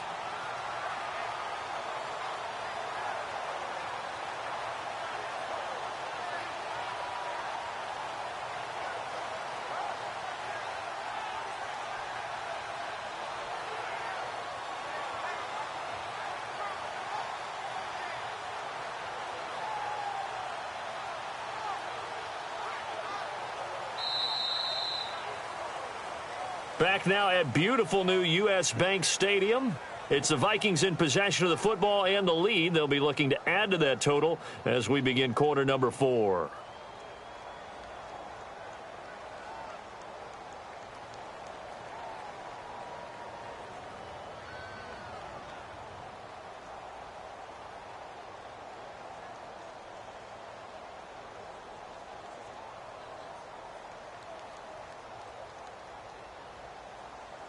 Watch you now, Barney.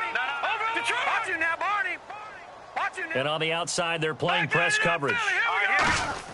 Goff on 3rd down. He finds Beckham complete. He gets 7 out of it, and he also gets a first. And that pickup of a 1st down, that's going to leave a mark because they really needed to stop them there, didn't they? That's so frustrating. Defensively, you're a play away from getting that football back here down late. Tough. Now they've got to find a way to create a turnover or takeaway. Otherwise, this one will probably get away from them. No. Check. Patriot. Gun. Watch it now. Watch it now, Barney. Watch it now. Detroit. So now a carry here for their fullback. Credit him with a 1-yard gain there to make it 2nd and 9. And in this situation with the lead 4th quarter, they're liking keeping the ball on the ground, I'm sure. That's just smart football, but you know the defense has to know it as well. They've got to stop them here. So now we're going to see that loading the box in a bit. He's got his man. It's taken in for a Viking touchdown. Brandon Cooks, 34 yards. And the Vikings are going to add on to their lead. And he's a little bit on the shorter side as a receiver. Maybe sometimes for the defense, tough to find the little guys, right? Yeah, sometimes they get... And intercepted. Maybe the turning point they need. A great read, and it's picked off. And a big turnover there as his guys will get the football back. Minnesota's kick team ready, and the Vikings boom it away.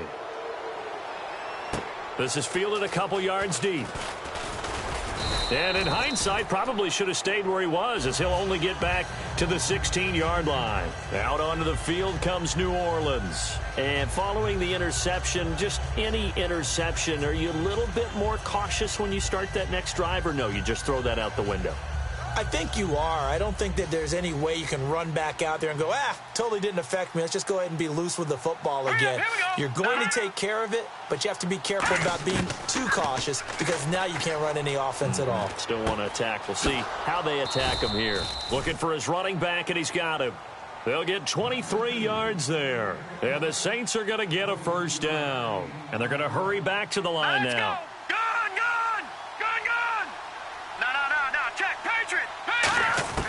Back to throw now on first down. Throwing for his running back, and he's got him complete. And he takes this one all the way across midfield into enemy territory down to the 40-yard line. And with that last play, he's now up over that 300-yard mark. And in today's NFL, it almost feels routine. And I hate that when you talk about a 300-yard passing game. To me, 300 yards still signifies excellence, and he's achieved that in this performance.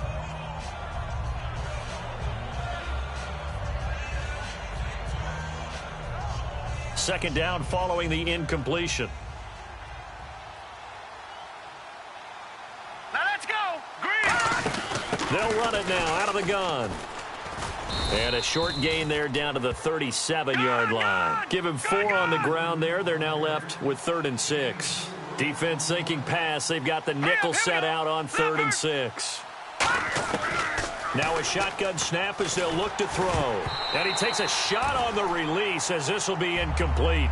Putting pressure on the guy throwing the football is always good, but when you can couple that with contact on him that leads to an incompletion as we just saw there, that's winning football.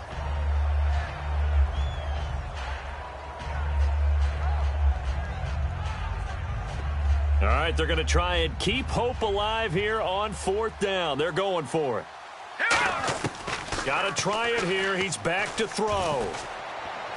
That's going to be knocked away and incomplete. The Saints' decision to go for it backfires. And the Vikings defense is going to get the football back. And now out comes Minnesota. And they'll just simply be looking to build off the confidence of the last time out where they scored a touchdown. And confidence is powerful, isn't it? When you've scored once, you feel like you can go back out there and get it done again.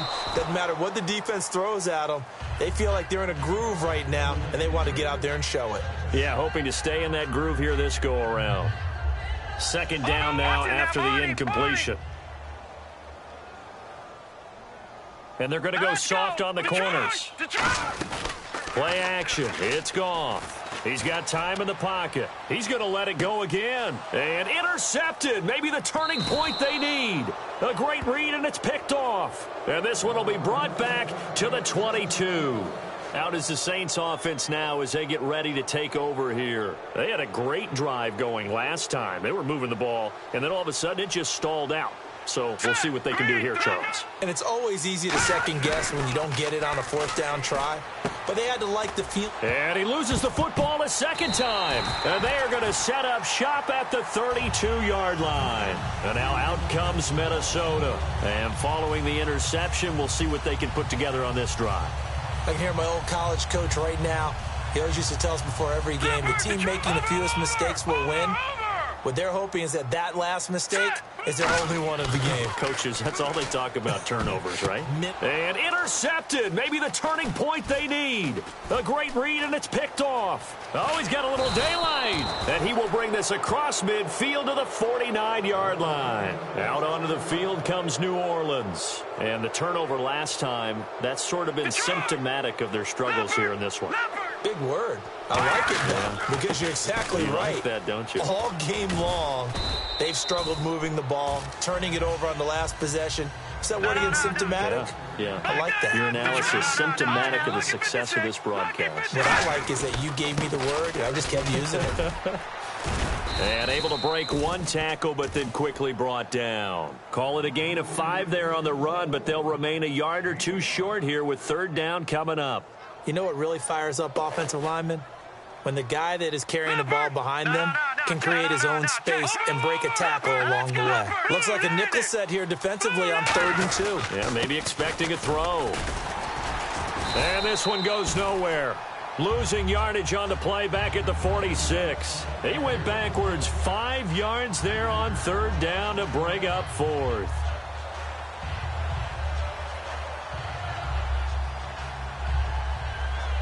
And they're indeed going to go for it here on 4th down. So trailing here in the last quarter, let's see how this plays out. They're going to look to throw. Looking left side, it's complete. He's got it. 11 yards on the pickup, and on 4th down, they're able to convert and move the sticks. And now they're in the hurry-up. They come out 5 wide, 3 of them to the right side. And no escaping this time as he'll go down. They got him for a sack.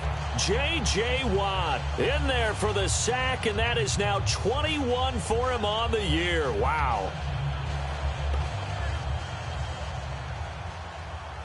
And the D-line pinching together must be expecting the run. Now let's go. Gun! From the shotgun, he'll look to throw. Oh, hit as he throws there, incomplete. It's a tried-and-true formula, and I don't think it'll change for as long as we play football. If someone's trying to throw the ball and you can put pressure on them and make it tough, that's only going to help your defense. Yeah, he's since being hurried. He got rid of it before taking the hit, but incomplete. And he can't come up with a pick. Nearly his second of the game. Instead, 4th down. Well, he did almost everything right. Excellent coverage, breaks on the football, just unable to haul it in and take it the other way. So he dropped an interception. The key for him now, don't dwell on it. Just move on to the next play. And this is intercepted, and that should do it. A great read, and it's picked off. And a big turnover there as his guys will get the football back. The Vikings offense now, they get ready to head back on the field. And last time wasn't pretty. One play and an interception. We'll see if they can do better. I want to see if they want to go ahead and throw the ball again now on this drive after what happened on the last one. Throw it on the first play. Give the quarterback some confidence. See what happens. Trying to shake off the interception from the last drive. And intercepted. Maybe the turning point they need. A great read, and it's picked off. And they will take over possession of the football at their 42-yard line. Out onto the field comes New Orleans. They come up in an empty set. 4 wide receivers, 1 tight end. Looking left side, he's got it. Complete. And he'll be out of bounds just shy of the 40. They'll get 17 yards there. And it'll be 1st down, Saints. It's a nice completion, a little bit of run after catch as well to create the yardage that they got. But it is so tough to cover that route, the drag route, because they run it at varying speeds. Because the key is to create hesitancy on the defender's part. Always so empathetic for those DBs, aren't you? Out of the gun, they'll look to throw. Going to throw right side here, complete. Time for a break. Back with more in the NFC Championship game after this. From the red zone now, they'll look to throw. Throwing left side here, and it's complete. Give him 9 there on the 1st down completion. Partner, nothing complicated here. This is just a pretty simple drag route. You're exactly right, Brandon. Instead of throwing it downfield, they just throw it underneath and let the receiver do the work. They'll look to throw again. This will be caught at about the 5. And he'll take it into the end zone for the Saints touchdown. Their big tight end from 8 yards out. And the Saints get a bit closer. And his kick is right through. Uh-oh, flag comes out here. This is going to be roughing the kicker. When you're going back there on the kick block, you've got to go to the right point. That didn't happen. Ran into the kicker. And now the Vikings are going to stop it here on defense with a timeout. It's just their first. They've got 2 more to use here in the final stages. Out is the kickoff unit as they run up and send this one away. That's fielded in the end zone. And he will be brought down here at about the 17-yard line. Now the Vikings offense works their way back onto the field. They have the lead, obviously, late in the game. I guess the good news for them is if for some reason they would make a mistake, a field goal does the opposition no good. Everyone loves to have a little bit of a cushion, and that helps you immeasurably. But the bottom line is... And now the Saints are going to take a timeout on defense. It's just their first. They've got 2 more to use here in the final stages. Shift together here from the D-line. Goff going to throw it over the middle to Beckham. A nice pick up there. And the Saints signal for another timeout. That'll leave them with just 1 remaining in this 4th quarter of play. And these numbers on our monitor are getting hard to believe. He's closing in now right on the doorstep of 500 yards passing. I'm glad that you watched the monitor and said it first because I had trouble absorbing. And play is stopped here. Timeout. It's the defense calling the timeout here. It'll be their 3rd and final timeout, so as they talk things over, we'll step aside.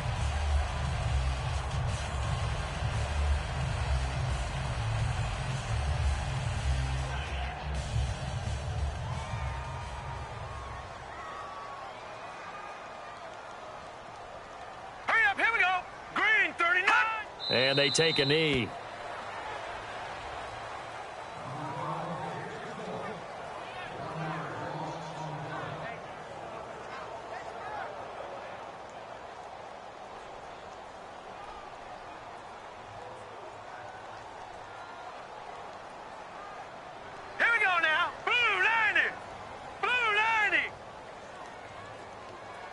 You now, Barney, Barney.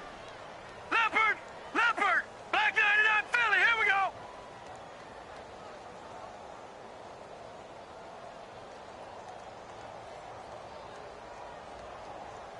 Hot.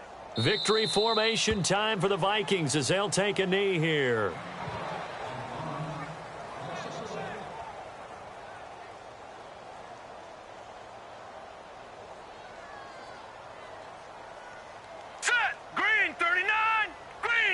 They will take a knee here and cue the celebrations. They are off to the Super Bowl. That'll make it 4th down after a loss of 1. Now whistles come in. We're going to get a timeout here by the offense. And as the 2 teams talk it over on their respective sidelines, we take a break. Hurry up, here we go. Detroit, Detroit. Here we go on 4th. Goff. And the Saints pressure gets him. Brought down for a sack. Well, we saw a close game that kept us on the edge of our seats down to that final win.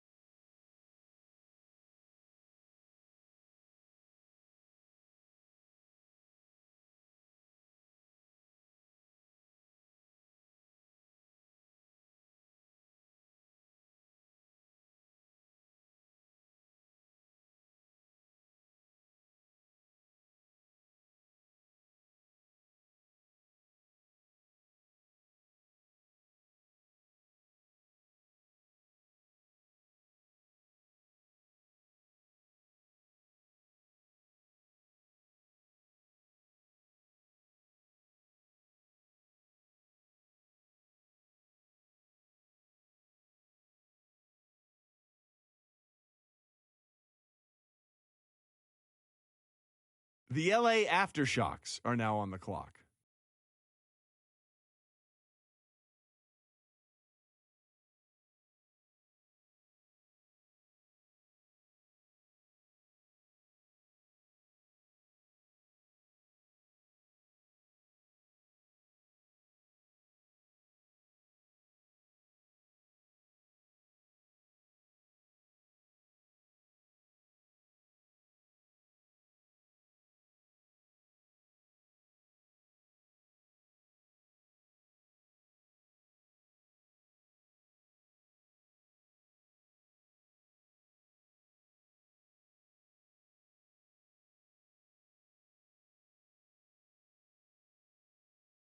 The Texans are now on the clock.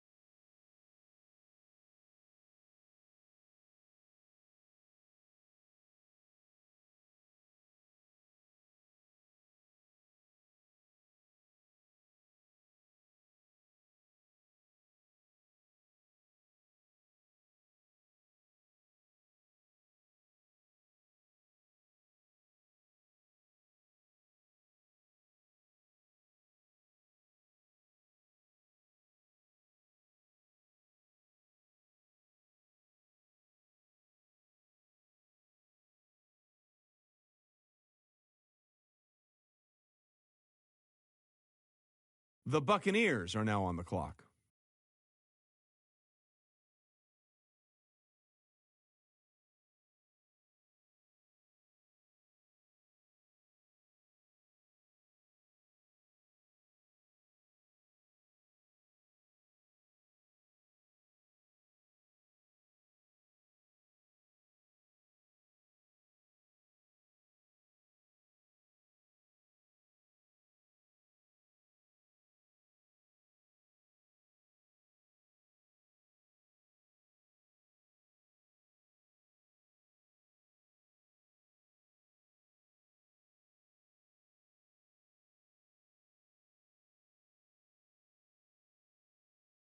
The Mexico City Diablos are now on the clock.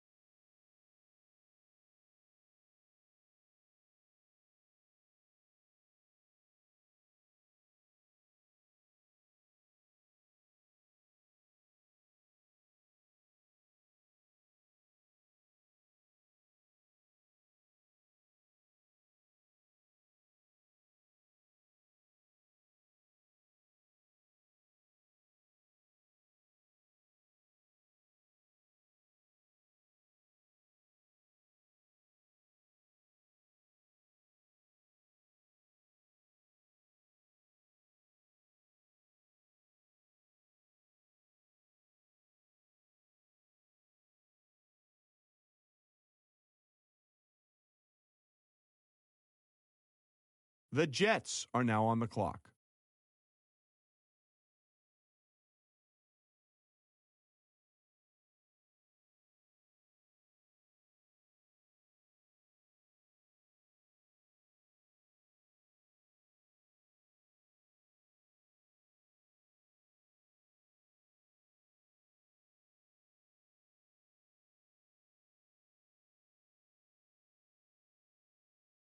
The LA Aftershocks are now on the clock. The Texans are now on the clock.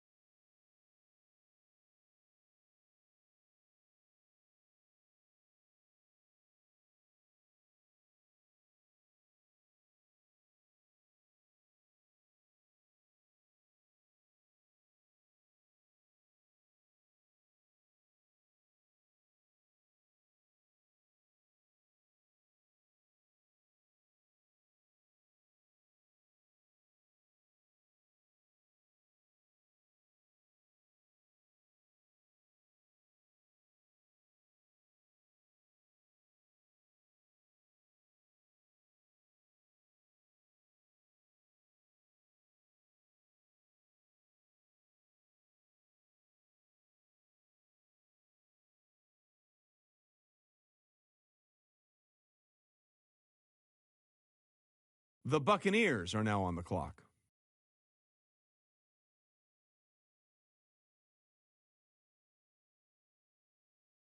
The Mexico City Diablos are now on the clock.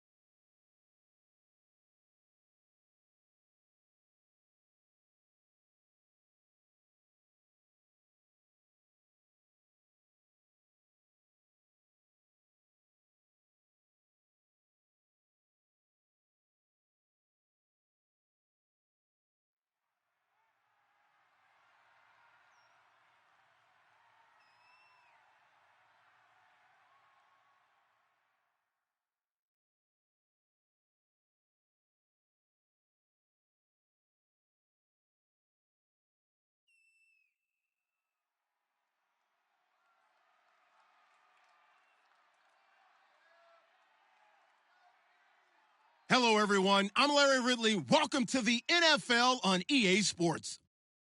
Tonight's matchup features two quarterbacks who will be trying to lead their team to victory. It's the Bills going up against the Patriots.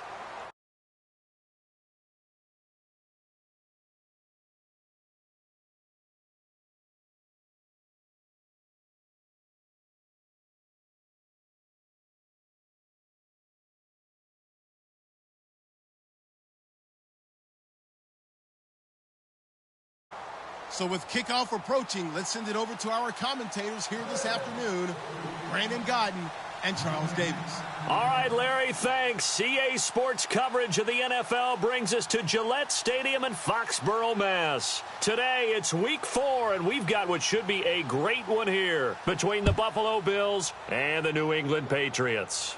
Now it's Lucky Whitehead on the return.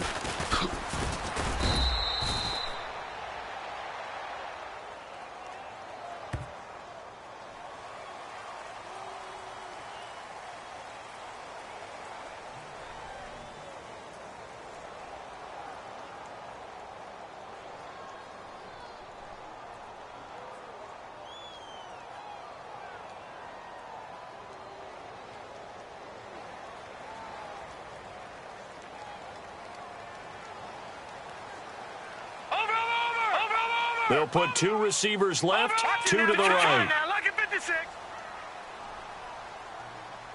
Hurry up, here we go. Detroit. Hurry up, here we go. Philly, here we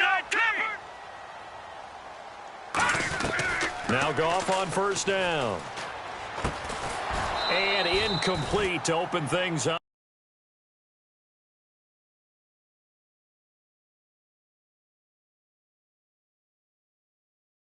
Here's a look at the starting offense.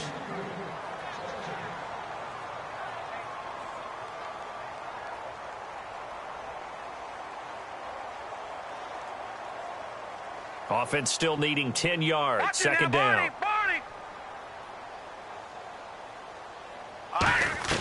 Back to the air. Goff on second down.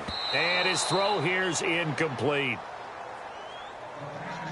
Quickly now, a look at the Buffalo defense. Kenny Vaccaro is an excellent player. Can cover in the slot, but his best attributes, tackling people and rushing the quarterback. So now an early 3rd and 10 here on their opening drive. Throwing on third. Goff. And he's going to find his man out of the backfield. That's complete. A good pickup there of 20 yards.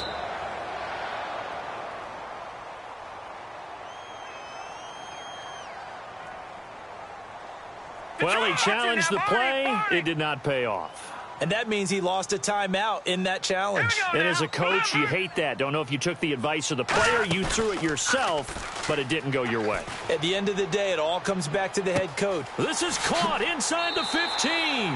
And all the way in. Touchdown, New England.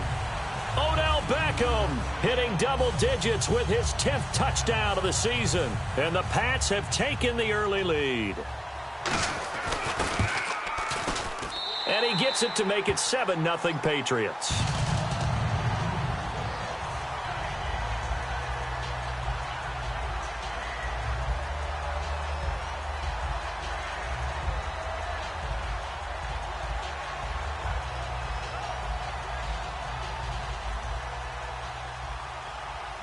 The kicking unit out for the Patriots as they send this one away. And this will not be returnable. It's out of the back of the end zone for a touchback.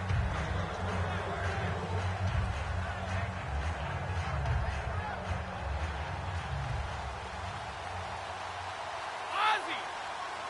Like 20. Like 20. 51. 20.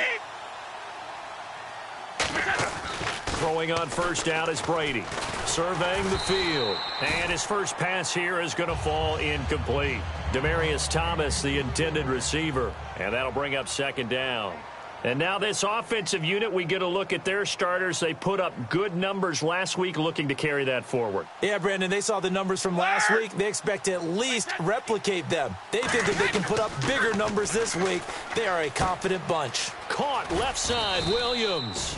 And they get him down, but not before he takes it across the 40-yard line. Well, we saw the practice film this week. They wanted to focus on these intermediate passing plays, and it paid off there.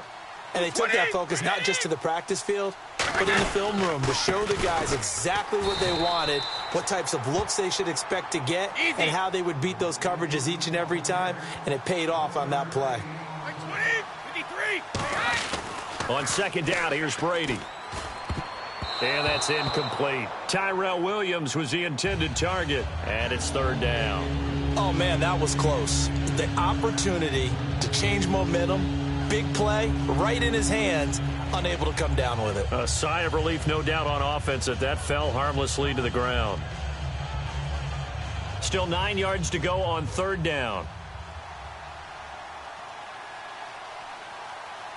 20. Throwing is Brady on third down. And he'll be hit as he releases it, and that'll fall incomplete. You ever notice that when Tom Brady does get hit and drop to the ground, there's some guys back to him pretty quickly to check on his health, aren't there? That's exactly right. For as much as he throws, doesn't take a lot of square shots, but took one there. He's really smart in the pocket, isn't he? Even out of the pocket. He understands where the pressure is coming from. He senses people. You're exactly right. Doesn't take too many direct ones. But that one had to hurt. Officially, that'll be marked down as just a 28-yard punt. And the Patriots...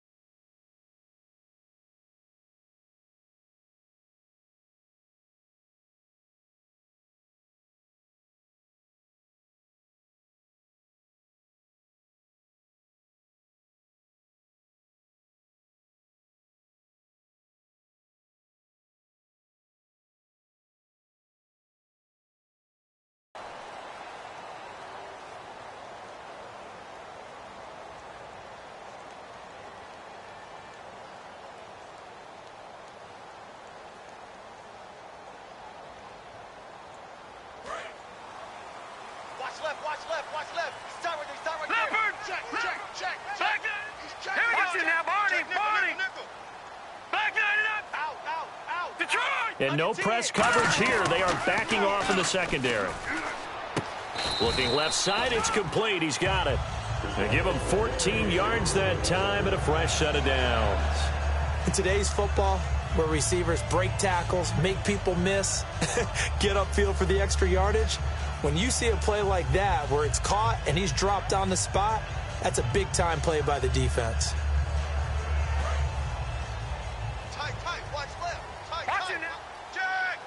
All right, now, look at 56. The former Indiana Hoosier here, Tevin Coleman. Look at the spin. Balance. And he'll be taken down, but not before he gets into enemy territory. How many times do we say in this game that speed kills, and it does it in so many different ways? In this case, you got a back who's quick and shifty, can make moves, make people miss, but also gets to and through a hole before it can close down. That's some of the benefits of that speed, not just outrunning people in the secondary.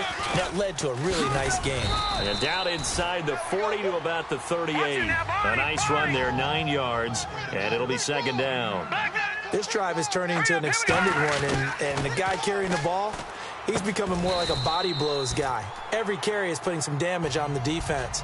So after a while, I'm not too sure how many guys are going to want to run up and tackle him. I think that's a big pickup for a first down, because when you run a drag route against zone, you're sometimes asking for trouble because you might run into a defender. Yeah, well, there they ran into a first down, executed it to perfection.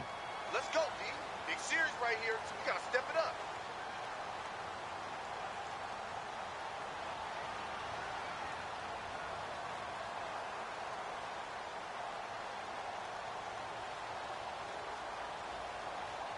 They'll need to get the play off quickly. On 1st and 10, Goff. Oh, he's got a man wide open, complete.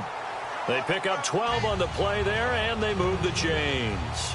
I like that one, partner. They go back-to-back with excellent gains, and really it shouldn't be a surprise who they were throwing the ball to. He's their best guy. Yeah, we knew that they would get him involved early. They're doubling down on getting him involved early. Don't be surprised they'll come right back to him again. They haven't shown the propensity to be able to stop him. Possible run anticipation here as the D-line sandwiches together. Now Goff. This will be caught inside the 10. Now the ball comes loose. Call it luck or skill, whatever the case is. They're feeling good about just keeping the football there. Yeah, the biggest thing that they're calling it now, our ball. I mean, they don't care if it was luck or skill. Boy, the panic that jumps up in your chest when that ball's on the ground, whether you get it or your teammate gets it, just as long as you retain possession, that's all you're looking for.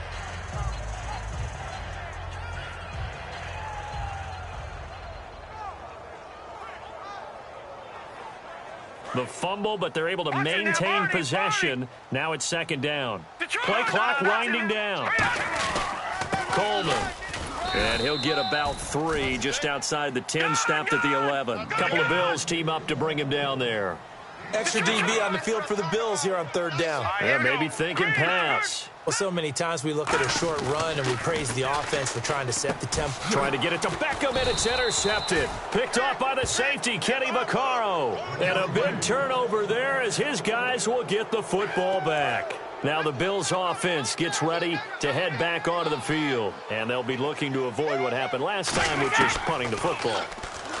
But when you look at how... Trying to get it to Thomas, and it's intercepted. A great read, and it's picked off. And his guys are going to get the football at the 28-yard line. The Patriot offense now set to come back out onto the field. And they had a nice little drive going last time through the interception in the red zone. Costly. Bad enough to throw. Nowhere to go here. He lost the football. And his guys are going to take over at the 34-yard line. The Bills offense now, they get set to head back onto the field. And last time, 1 play interception. So this offense, they should be fresh. That's a good way of putting it. And I can't wait to see what they decide to do with play calling. Because a 1-play drive where you throw an interception, a lot of people think the very next time out, run the football, don't give them a chance. Maybe play action. I think maybe you go play action, show your quarterback, you get a little confidence in him, and let him fling another one. Well, on that play, the expression, don't blink, you might miss something, certainly applied. That was fast. Defense diagnosed the play, and it was over in a heartbeat. Demaryius Thomas, the intended receiver, and it's third down. The good signal callers would never go back in the huddle and play the blame game because they need those guys to protect him. But on that last one, his offensive line, they lost their leverage very quickly, and that's why they were able to get to him and hit him as he tried to throw the football and force an incompletion. And he will have a man, Demaryius Thomas. And he takes this one all the way across midfield into enemy territory down to the 40-yard line. I've got to make sure that I don't take Tom Brady's greatness for granted, that we make it routine. How about that throw right there? Yeah. Another great completion. And you know one area where he honed his throwing? He was a catcher in high school. He was actually drafted by the Expos in 1995 in the 18th round. Wow, that would have been something to see him behind the dish. Think he gunned down a few guys? Gunned down a few guys trying to steal second. That would have been fun to watch. They'll run it now out of the gun. And he's going to be met at the line of scrimmage and taken down.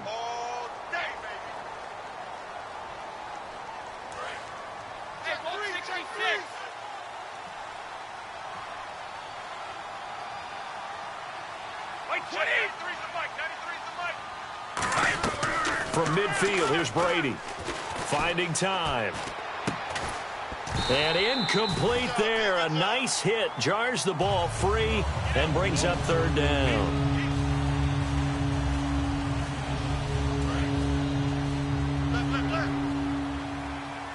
So 3rd and 20, defense in the nickel. Surprised they didn't go with 6 DBs, the dime look. He's got time. He sets to fire deep. And he bats it away, and it falls down incomplete. What I loved about meeting with these coaches before the game is we didn't even have to ask any questions. They told us that they were going to be aggressive and push the ball downfield. They weren't successful on that play, but look for them to try it again later.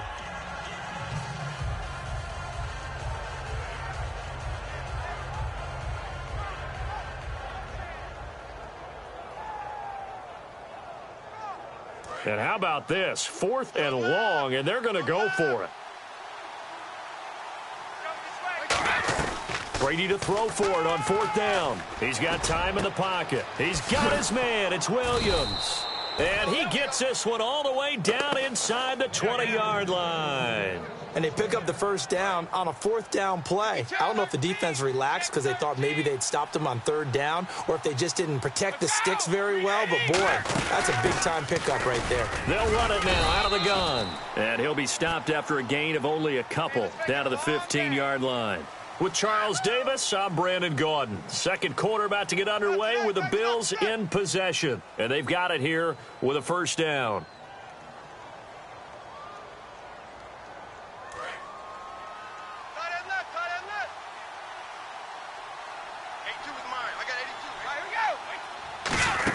They'll run it now out of the gun. And a short gain here down to the 22. Jadeveon Clowney there on the stop. We always like to talk about defense in terms of levels. First level defensive line, second level linebackers, third level defensive backs. On that run, that was what we call a first level run, and it was stopped by a second level player. It's caught on the right side. Williams. They'll wind up getting 10 back there as it'll leave them with a 3rd and 5. An extra corner on the field for New England here on 3rd down. Yeah, another DB. Check 93's the mic. Let me hear it. Let me feel you. Hello. 20. 390. Check 93's the mic. 95. Jump. 52. Shift. Wait, 20. 93's the mic. Come on, baby. Get excited. Easy. Let's go. 20. 20. Working from the gun, it's Brady. Can't find anyone open. Being chased out left. Oh, the ball comes out on the hit, but they'll say it's incomplete. 3rd down is the down. Both sides know they absolutely have to win. And the name of the game for the defense is pressure on the quarterback. But pressure on the quarterback with contact, that's how you end up winning it.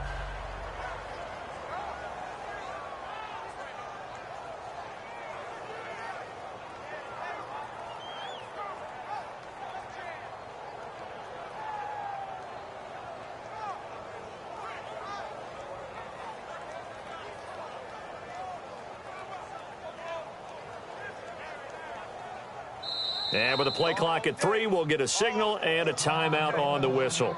That's their second, so they'll have one remaining here in this second quarter. We'll be right back. And now the field goal team on for Buffalo. And the 13-year man puts it through, and they are on the board, but still trailing. It's 7-3. And that field goal caps an 11-play drive. That's a lot of offense to run to only get 3 points, but they'll take them. Anytime you can put anything on the board, you run to your sideline somewhat happy. And they will not get a chance to return this one as it's through the end zone for a touchback. Now the Patriots offense, they work their way back out onto the field. And last drive, obviously not what you're looking for. You've got the lead. You got to protect the football.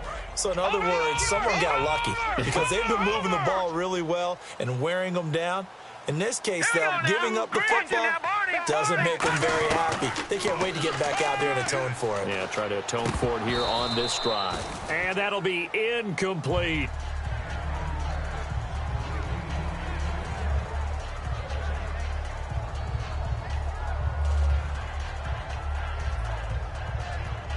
Ten yards still left on second down. Detroit! And the D-line pinching together must be expecting the run. Caught left side, it's Beckham. And he's taken down, but not before getting this across midfield and just shy of the 40. There we go, D. No. Philly, here we go. Here we go now. To throw on second down is gone. And the hit jarred loose. It's incomplete. Looked like they had an opportunity for a big play across the middle, but he didn't have the concentration or the focus necessary and dropped it before he could haul it in. And the offense looking to pick up the first down after the second down incompletion. They come up in an offset eye. And they'll let their fullback try and push the pile. And he's taken down at the 43, but not before picking up the first. 3rd and inches, they just hand it to the big battering ram there. That's football 101, isn't it? That's bread and butter. Turn around and hand it to the big fella and let him get forward for a first down. He's going to sling this deep downfield. The Pro Bowler Odell Beckham, the intended receiver. That'll bring up second down. Fans do love the long ball, don't they? And he already found his guy once. Tried to give him another chance there, didn't he? Yeah, he did. Couldn't connect, but as you alluded to, he does have that touchdown from earlier, trying to keep him in the rhythm. They'll put 2 receivers left, 2 to the right. Back to the air. Goff on second down. And he comes back with one complete. 18 yards the gain for number 18.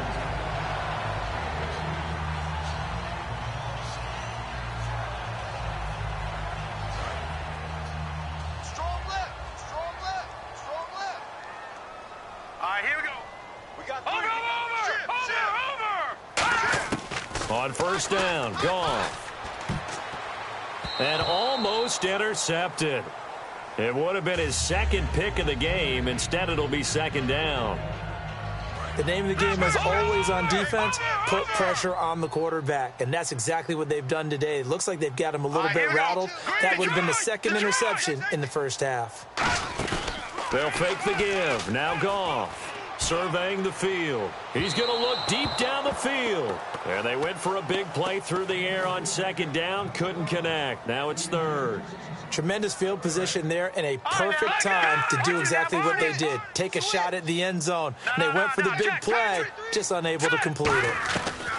Throwing on third. Goff. He rifles one that's intercepted. Picked off here by Aaron Colvin.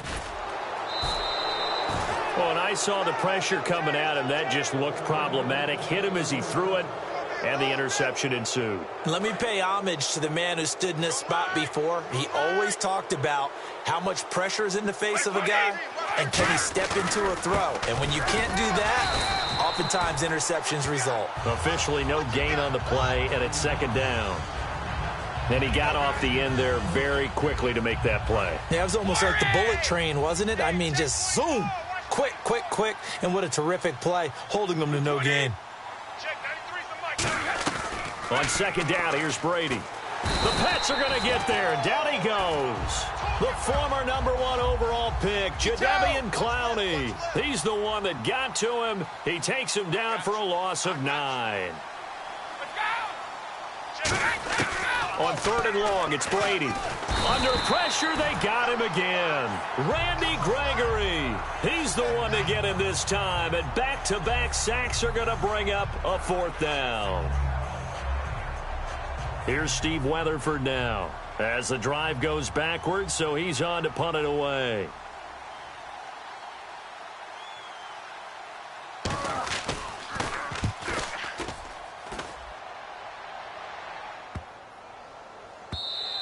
And that one hits at the 7, but bounds into the end zone, and that'll be a touchback. So the Patriots coming out now. And 2 picks thrown here in this first half alone. We'll see how that affects him.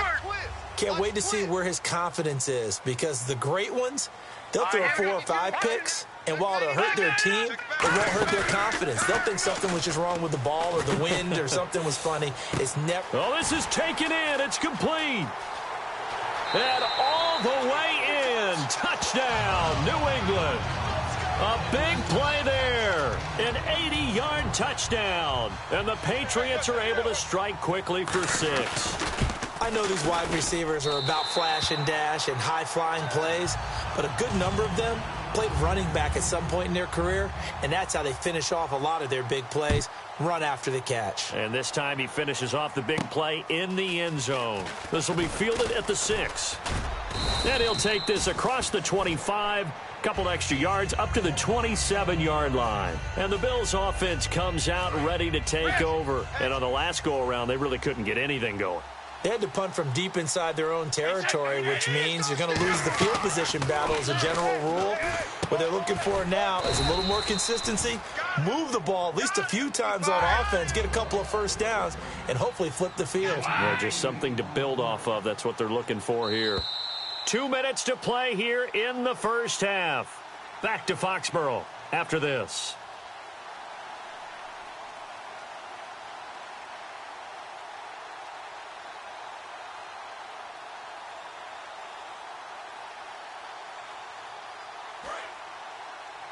Shift together here from the D-line. They'll come out in the pistol. Shift. 53. Twist. 20. Brady to throw on 2nd down. Oh, you saw that one coming. It's intercepted. Throwing back across his body. A great read, and it's picked off. And the Patriots gearing up to go now.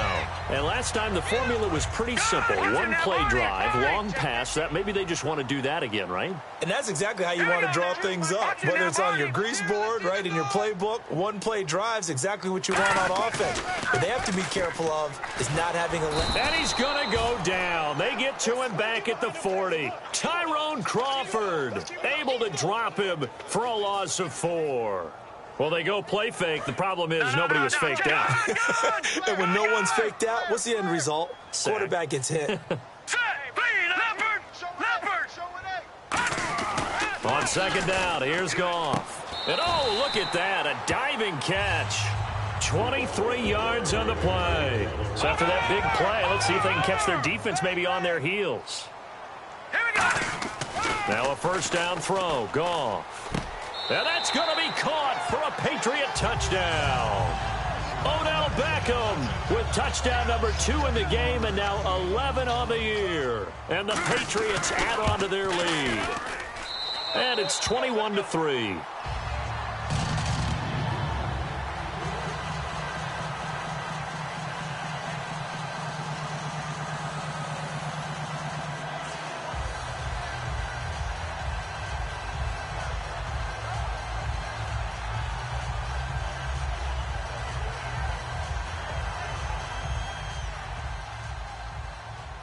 The kickoff unit is out on the field, and they will send this one away. This will be fielded at the 6. And a nice return sets him up pretty good here at the 30-yard line.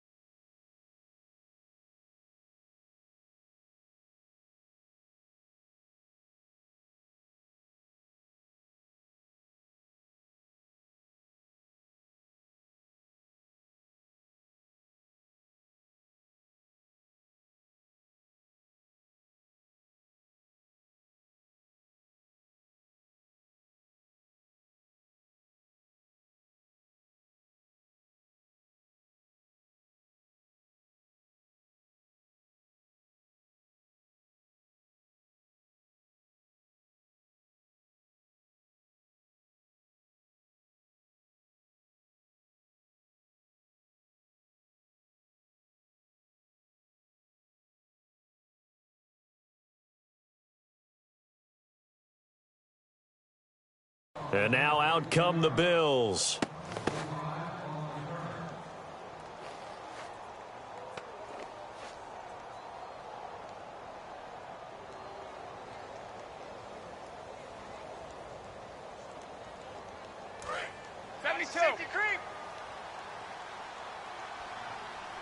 One receiver left, two to the right. Try to shoot. Oh, he can't get away, and Brady will go down. It'll only be a loss of a couple, but the pressure gets home on first down. Like 20.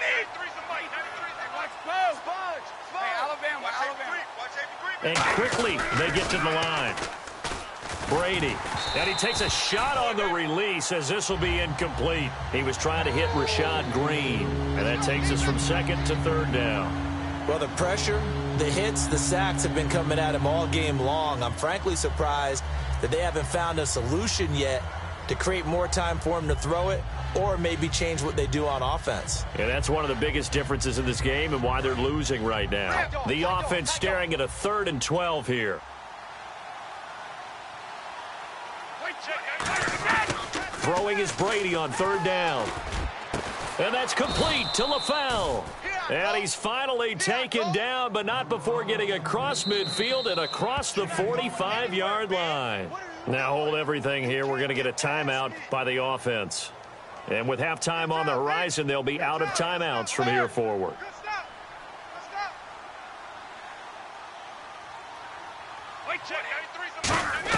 On 1st and 10, here's Brady. And now a fumble. Brady loses the football. So they escape, so to speak, maintaining the football. Defensively, though, opportunity miss. It definitely was, because that's all defenses talk about. Getting the football and either advancing it the other way or just getting possession and turning it over to their offense. That can be a little bit deflating. You're exactly right. A lost opportunity. While we're not playing 3 yards in a cloud of dust football anymore, I kind of get why those old school coaches sometimes didn't want to throw the football. Because if it's popped up in the air, it almost turns into slow motion, and both sides trying to get to the football, and you're holding your breath wondering whether it's going to go good or bad for your team. He's got his man. It's Williams.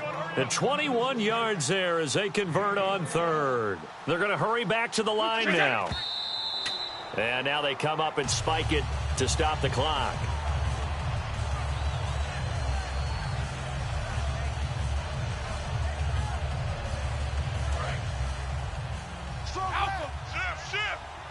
Possible run anticipation. Here's the D-line sandwiches together.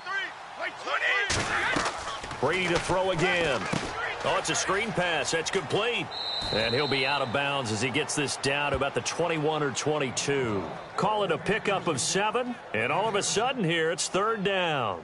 For a second there, I thought that might break big. Screen pass. Looked like it was coming together. Looked like there was an opening.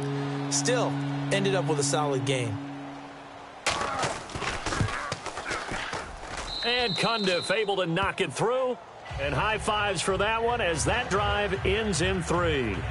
So 2 first-half field goals now for a guy who, and you hate to give him the tag a journeyman, but it's fair to say, Charles, he's been around in his career. Yeah, it's more have leg will travel for him. He is a guy that's bounced around a bit, but he can still stroke him when called upon, just as he did right there. The kickoff team on the field now as they will send this one away. And this will be a touchback as that sails over the end line. Now the Patriot offense set to take over again. And from this spot in the field with the clock where it's at, you think we're just going to see a knee and that's it? And I think in this situation, that's the proper play. But we do know there's some risk takers out there that may want to take one more shot before the clock runs out. A final shot before break here. Goff. He's going to wind up and air it out. This is caught inside the 15. And he's in for the touchdown on the final play of the first half. The prayer is answered. How did they get that done? And they extend their lead, a little added cushion into the lockers. What a way to... And Larry apparently very brief in his report. Thanks anyway, my man, as we're already set for action.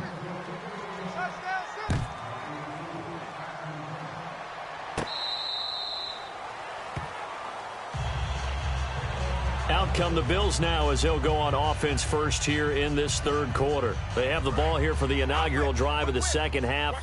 Pretty big deficit, though. We'll see what adjustments were made in that locker room.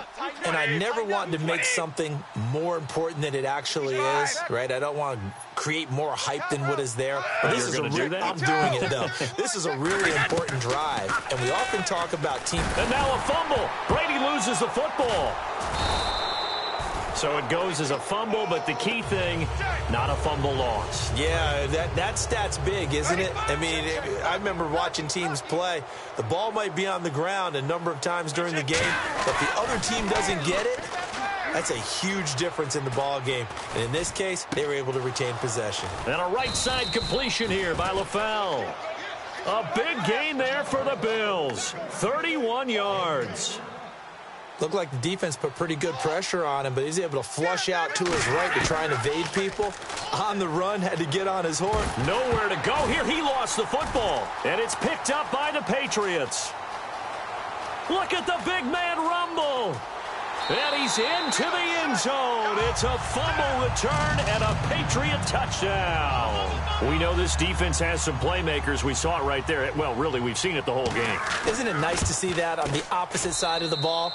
Respect, my man, respect. The defensive guys are outscoring their opposing offense. Yeah, they're outscoring him indeed with that score alone. So here's the kickoff now as they'll get it again following that fumble return for a score. And that'll carry over the back line of the end zone for a touchback. Now the Bills offense gets ready to head back onto the field. Check 25, check 25. And the D-line pinching together must be expecting the run. Alert! Hey, alert 3, alert 3. Brady now on first down. And pressure coming, and they got him once again. Randy Gregory in there to get him his second sack now of the afternoon. On second down, here's Brady. And his throw is incomplete. Dwayne Harris, the intended target. And now it's third down. When you see passes knocked down by those guys I call the frustrated fullbacks, the linebackers, you know that in their zone coverage, they were able to drop, see the ball thrown, and react to it very quickly. So now a 3rd and 12 with an extra defender here in the secondary, a nickel look. Brady going to throw, finding time. Oh, hit as he throws there, incomplete. When defenses get to the quarterback that quickly, a lot of times it's called a jailbreak. It wasn't quite that fast, but fast enough that he had no time to look downfield and set himself to throw the ball. And as he tried to do that, he was hit and it forced an incompletion. And he'll take it just outside the 40. 33 yards is the distance on the punt there. And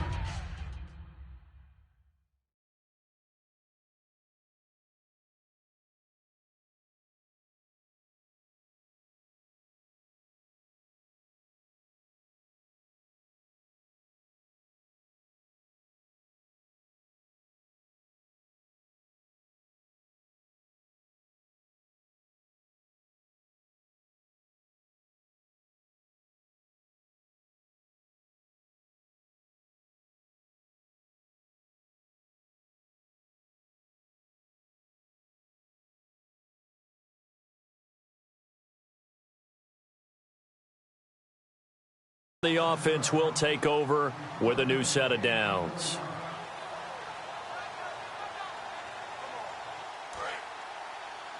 Tight on this side, boys. Tight on the left. Tight on the left. Detroit! He's checking. A first throw for the backup Lynch. Got a man and he hits him in stride. And he's free going down the left side. It's a foot race. And all the way in. Touchdown, New England. Their dangerous wide receiver. His 5th touchdown now on the year. And the Patriots continue to roll. Set now to kick this one away, and off it goes. And this will not be returnable. It's out of the back of the end zone for a touchback. The Bills getting set to go. And they're coming off a 3-and-out, my friend. I think they've got to look at that play sheet and go to a spot that they haven't gone before. Time to shake things up a little bit to try and get this offense moving. Okay, so how do you do that? How do you shake things up? You look at what you've called before, realize it hasn't worked Go to so something well, else. and maybe you try and find one of those special plays from one of your better players, and maybe try and hit something big and get things going in the excitement area.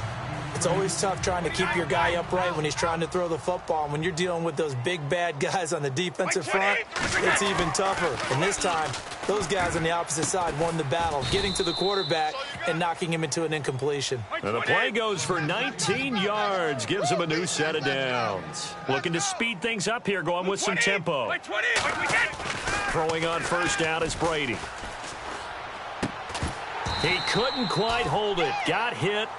Ball pops out, incomplete. And on 2nd and 10 now. And he still doesn't have a catch. We're into the second half. I think it's a little bit of a surprise to me, but that was one he should have caught. Absolutely. That was his best opportunity right there. He dropped it. It's a gain of about 3, but it's going to leave him with 3rd and still 7 yards to go. So 3rd and 7 and an extra defensive back on the field here. Definitely want to play coverage here. Throwing is Brady on 3rd down. And this is going to be incomplete. All right, let's go ahead and try and get into the body and the mind of the linebackers. Yeah, I know they're bigger and stronger than I ever was, but in this situation, they understood what was going on as much as the offensive guys, because the offensive guys are always taught, find the first down sticks and make the play. Well, on defense, what do you want to do?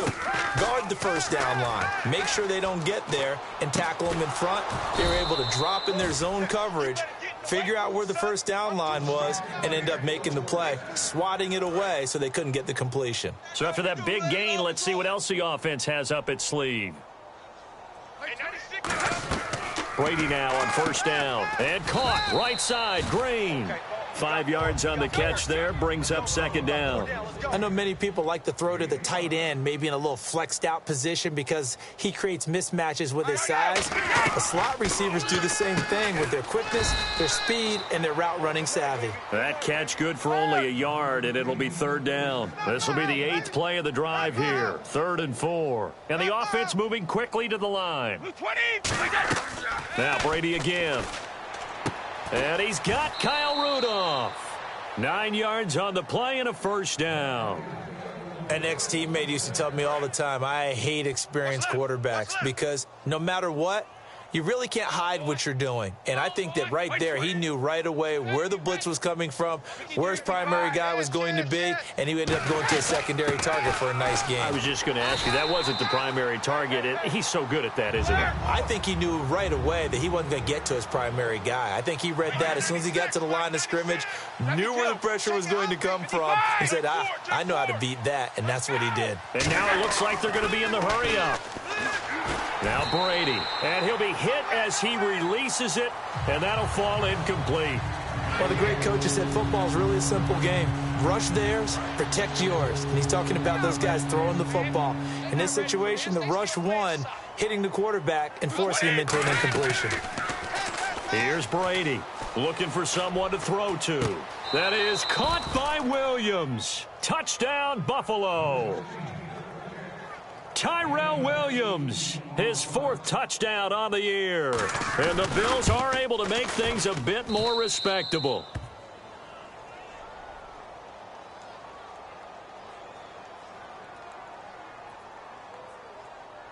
Uh-oh, flag comes out here. This is going to be roughing the kicker. When you're going back there on the kick block, you've got to go to the right point. That didn't happen, ran into the kicker. The penalty flag had to come out. That'll be taken in the end zone. And no run back here. This will be a touchback, and it comes out to the 25-yard line. The Patriots offense now, they work their way back onto the field. And following that long touchdown pass, a one-play drive last time, we'll see if the defense, you know they're ready. They don't want that to happen again. And you would have thought they would have been ready the last time. I mean, that's what you work on all the time. Make sure that no one gets behind you. That's the cardinal sin of defense, not giving up the long pass. They did. Let's see how they adjust. And when all else fails as a defender, when you're not there in the coverage, your best friend is exactly what we saw there. A big play shot taken by the offense. Unfortunately, it ended in a big drop.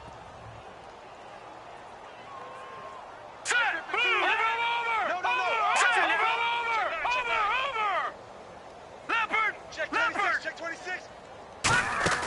Again on 2nd and 10, it's Lynch. Trying to get it to Beckham, and it's intercepted. Picked off by the safety, Kenny Vaccaro. And he'll actually lose 6 yards on the return, but I don't think they care. They've got the football back. Let's go, interception, baby, let's go. Shift together here from the D-line. Let's check, 93's the mic, 20! Pump it up. So after the INT, it's Brady.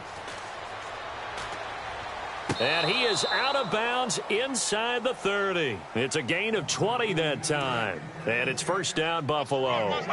There are so many things to watch for when you play defense. And reading your keys, you always hear about that, and having your eyes in the right place. Sometimes your eyes can fool you. How about that play action there? And it sprang the big guy, didn't it? Able to dump it over the top to him. Here's a carry for Oliver. And able to push his way forward here for a good little gain. He'll get a nice chunk there on the first down run, and it's 2nd and 4. And there's a run to be happy with. Good, solid yardage. You'll take that anytime you hand the ball to a back. 55!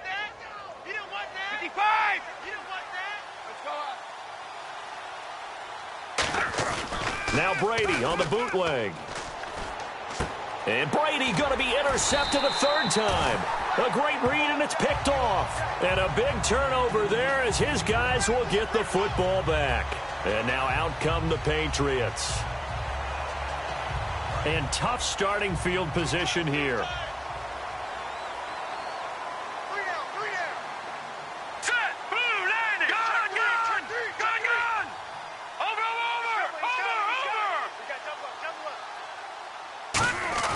After the interception, here's Lynch. He's got time. Lynch fighting. He fumbles. He lost the football. For the defensive guys, that's wrong on just about every level. You did so many things right.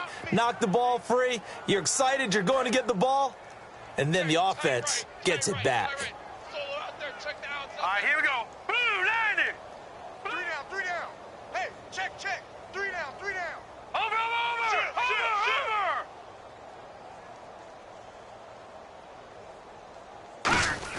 Lynch looking to throw on 2nd. Going for the deep ball. So the long attempt falls innocently to the ground, and it brings up 3rd. I guess they figure with a guy who is that hot downfield, who knows how to get the ball into the end zone, you throw it up and give him every opportunity, even though that one fell incomplete. Yeah, he's already been in the end zone multiple times. Tried to target him again deep there, but unsuccessful. Now Lynch. Oh, he almost intercepted it. They're just forcing it into too many tough spots. That was almost a 4th pick of the game. And now 4th down. And this is away. It's a high kick, and he got all of it. And he couldn't get it to check up. That kicks all the way into the end zone for a touchback. Here's the Buffalo offense now as they get set to take over here. And with 3 interceptions thrown already, we'll see. Do they rely more on the ground game here? They may have to change things offensively to try and settle things down, not just for the guy throwing the ball, but for the rest of the offensive unit, because their confidence has to be shaken a little bit. And you just wonder, is the backup going to start to warm up a little bit over on the sideline? It goes as a pickup of 23, and it'll be a Buffalo first down. On any given pass play, you never know exactly where your exit points are going to be. On this play, he was flushed to his left, still on the run, able to accurately throw the football for a nice first down. Back now in Foxborough. A lot of happy faces in the crowd at this point as their guys have a big lead here to start quarter number 4.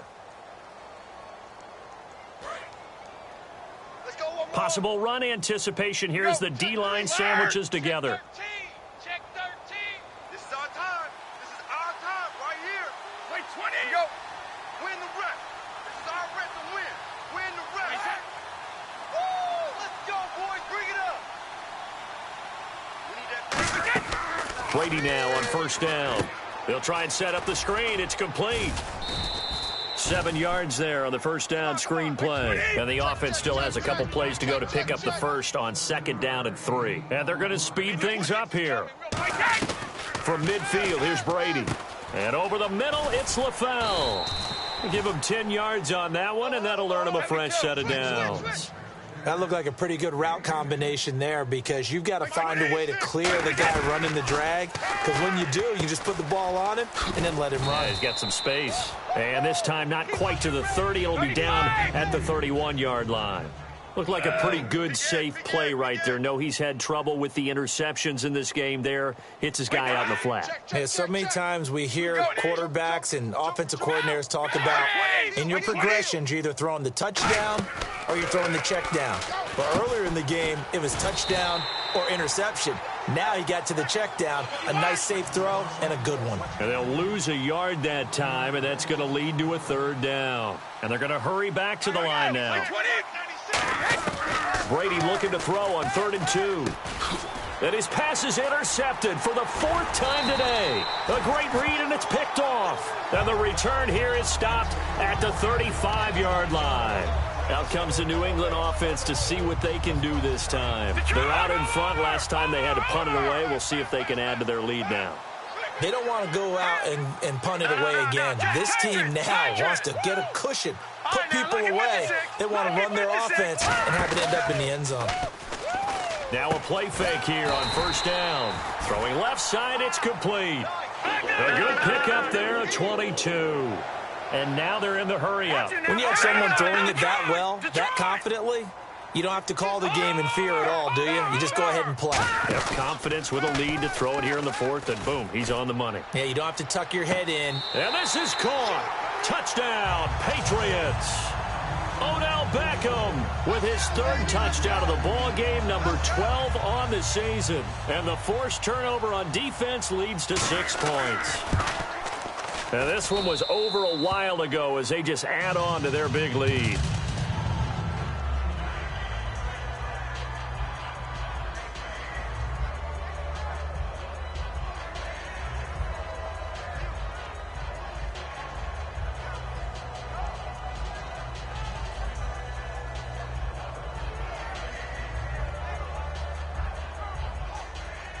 No, check, Patriot! The kicking unit out for the Patriots as they send this one away. This one taken from the 7. And he'll be brought down at the 23, make it the 24-yard line. And here come the Bills.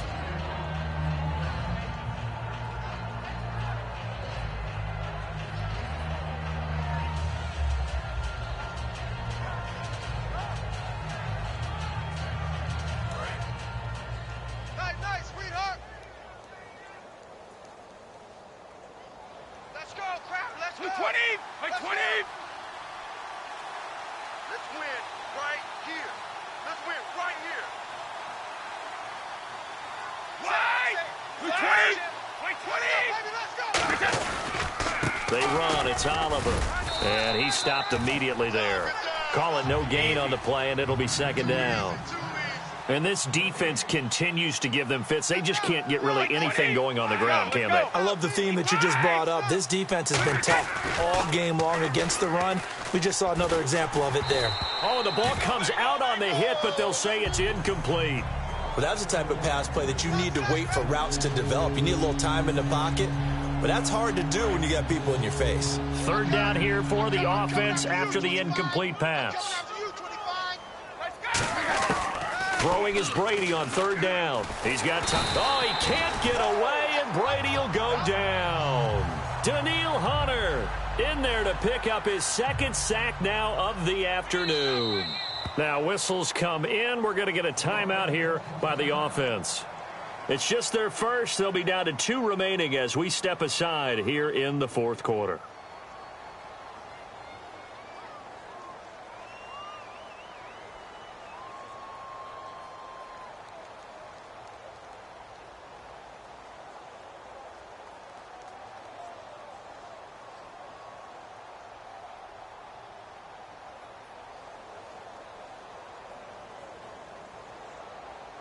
A critical one here if they're going to have any shot at this thing. So they'll go for it on 4th down.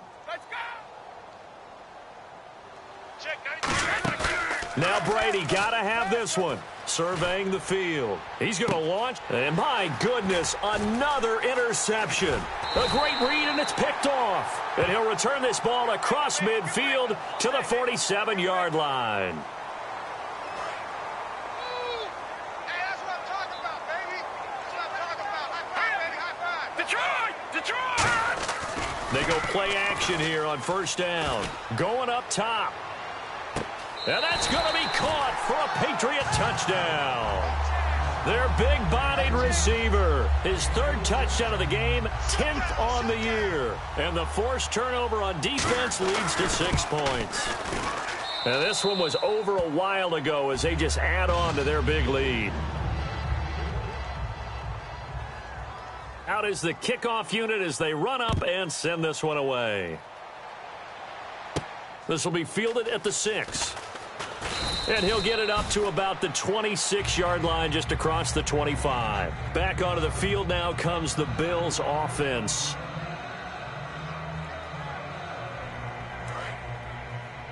So we got man.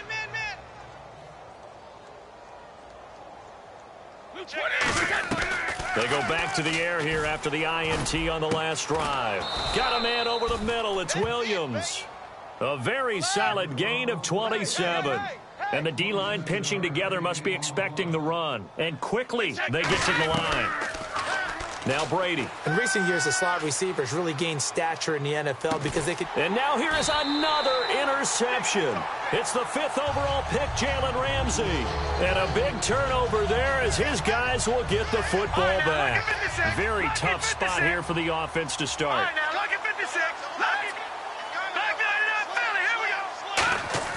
After the interception, here's Lynch. Finding time. He's going to air one out.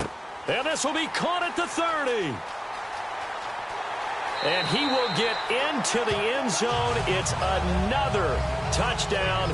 This thing is ugly. Well, this game is definitely over, but we do know some people like to go ahead and continue to add to their score, don't we?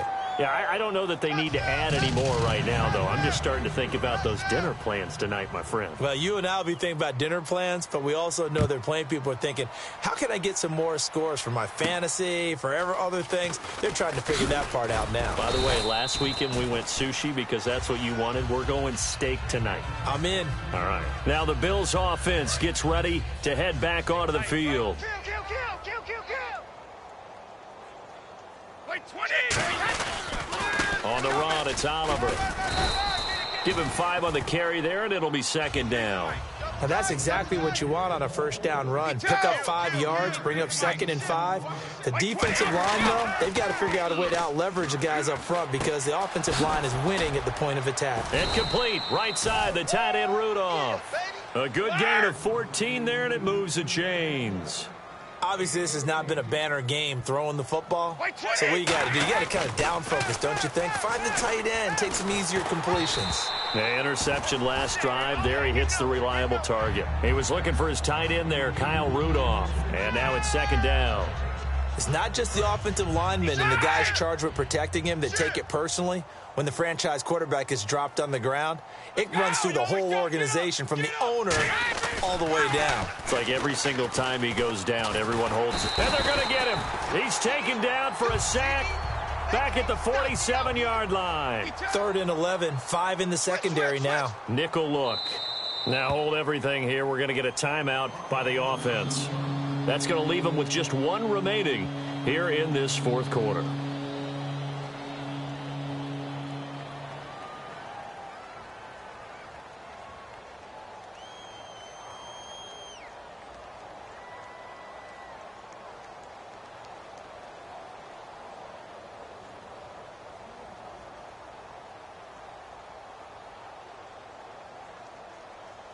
So a big sack on second down. Now let's see what the offense has in store for third. Again, we'll see the pistol here.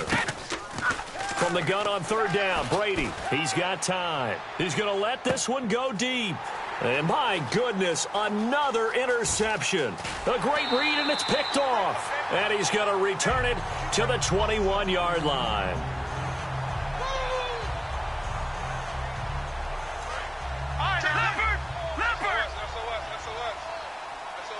They come out here in the eye. Defense really showing respect to the deep ball here, playing off the receivers. Looking deep downfield. Now a clash of bodies here, and it's intercepted.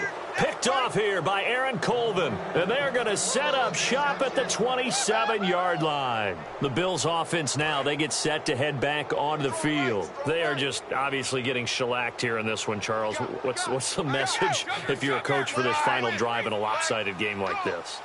For a lot of coaches, be honest, don't forget today. Don't forget what has happened out here. Yeah, use that as ammo going forward. Exactly. Take a great look. And now here is another interception. Picked by the rookie Rashad Robinson.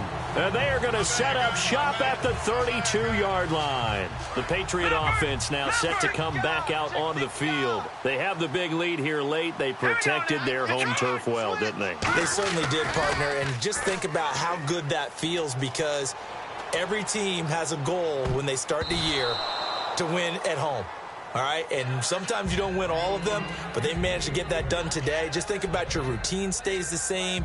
Everything's familiar. You feel right going into the game, and they translated that into a win. They did indeed. They protected the home field, and now the final stages. Hey, check 24. All right, here we go. Gun! Oh, Lynch going to throw. He's got time in the pocket. He's going to take another shot here. That's incomplete. Nearly another pick. My goodness. Well, the obvious goal is to try and score a touchdown, but at the least, adding to a pretty big yardage total for his intended receiver there, huh? Yeah, well, when you got a guy over 150 yards, keep chucking it deep to him, I guess. Yeah, no doubt about it. You can get it to him short, and he can make plays that way, but I like what you just said. Throw it to him deep and get it in a big chunk. But incomplete on that try. And he's got his favorite target yet again. It's complete. And a nice gain of 21 yards. I don't care how many times we see it. I still get a kick out of watching quarterbacks and receivers do the pass tree in pregame warm-up. But I always remember that when we go to practices, we see that after practices as well. They really tune it up, don't they? They tune it up. They know why they do it for these situations. First down. And they build that trust, and that's why they're able to find him in this type of a situation. They hit that crossing route really well. Excellent timing, puts it right on him, and he keeps running. Yeah, turned it upfield for good yardage. Oh, he had 6 points in his hands there. Couldn't hang on. Second down. After all the preparation, all the practice, a play like that will absolutely break your heart. They had everything they wanted, just unable to complete it. In the end zone, a big-time drop. And that is incomplete. And here comes play number 6 on this drive. Here we go now. On third down, Lynch. He finds Beckham complete. And they are going to score again. Yet another touchdown as they just add to their totals. And to me, that touchdown allows you to start grinning widely on your sideline. I think they pretty much locked this one away. Yeah, that's the clincher, the proverbial icing on the cake, if you will. The kicking unit out for the Patriots as they send this one away. This will be fielded at the 6. And a good return as he'll be stopped just shy of the 30-yard line. And the Bills offense comes out ready to take over. Let's just be frank. They're playing for pride at this point. That's all that's left, because victory, not a chance now. And I can't wait to see how they actually go about doing it, because there are a lot of people watching the body language of the guys on the field now, and if they call plays they want executed, they need to do that and do it really well. Otherwise, there could be repercussions. We'll see how they handle the waning moments of this one. They'll run it now out of the gun. No gain on the play. It'll be second down. Looked like he was trying to bounce it outside, but no success. Yeah, sometimes you got to just figure out where you're going to go, and sometimes you just have to take it to another spot. And trying to get it outside, the defensive pursuit was there and just ran him down. Now Brady throwing on second down, surveying the field. And that one goes incomplete. He's maybe lucky it wasn't a fumble as he got hit as he threw it. It appears that the pressure is affecting him today. Normally, he knows exactly when to get rid of the football, but today, because he's been hit a few times, he's getting rid of it a little bit too quickly. Finding time. And he takes a shot on the release as this will be incomplete. Brandon LaFell, his intended target, and 4th down coming up.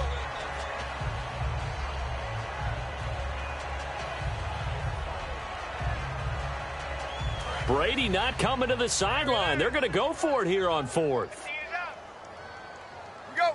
Alert. Showing it. Let's go. Now Brady got to have this one. Got a man. It's complete. Williams.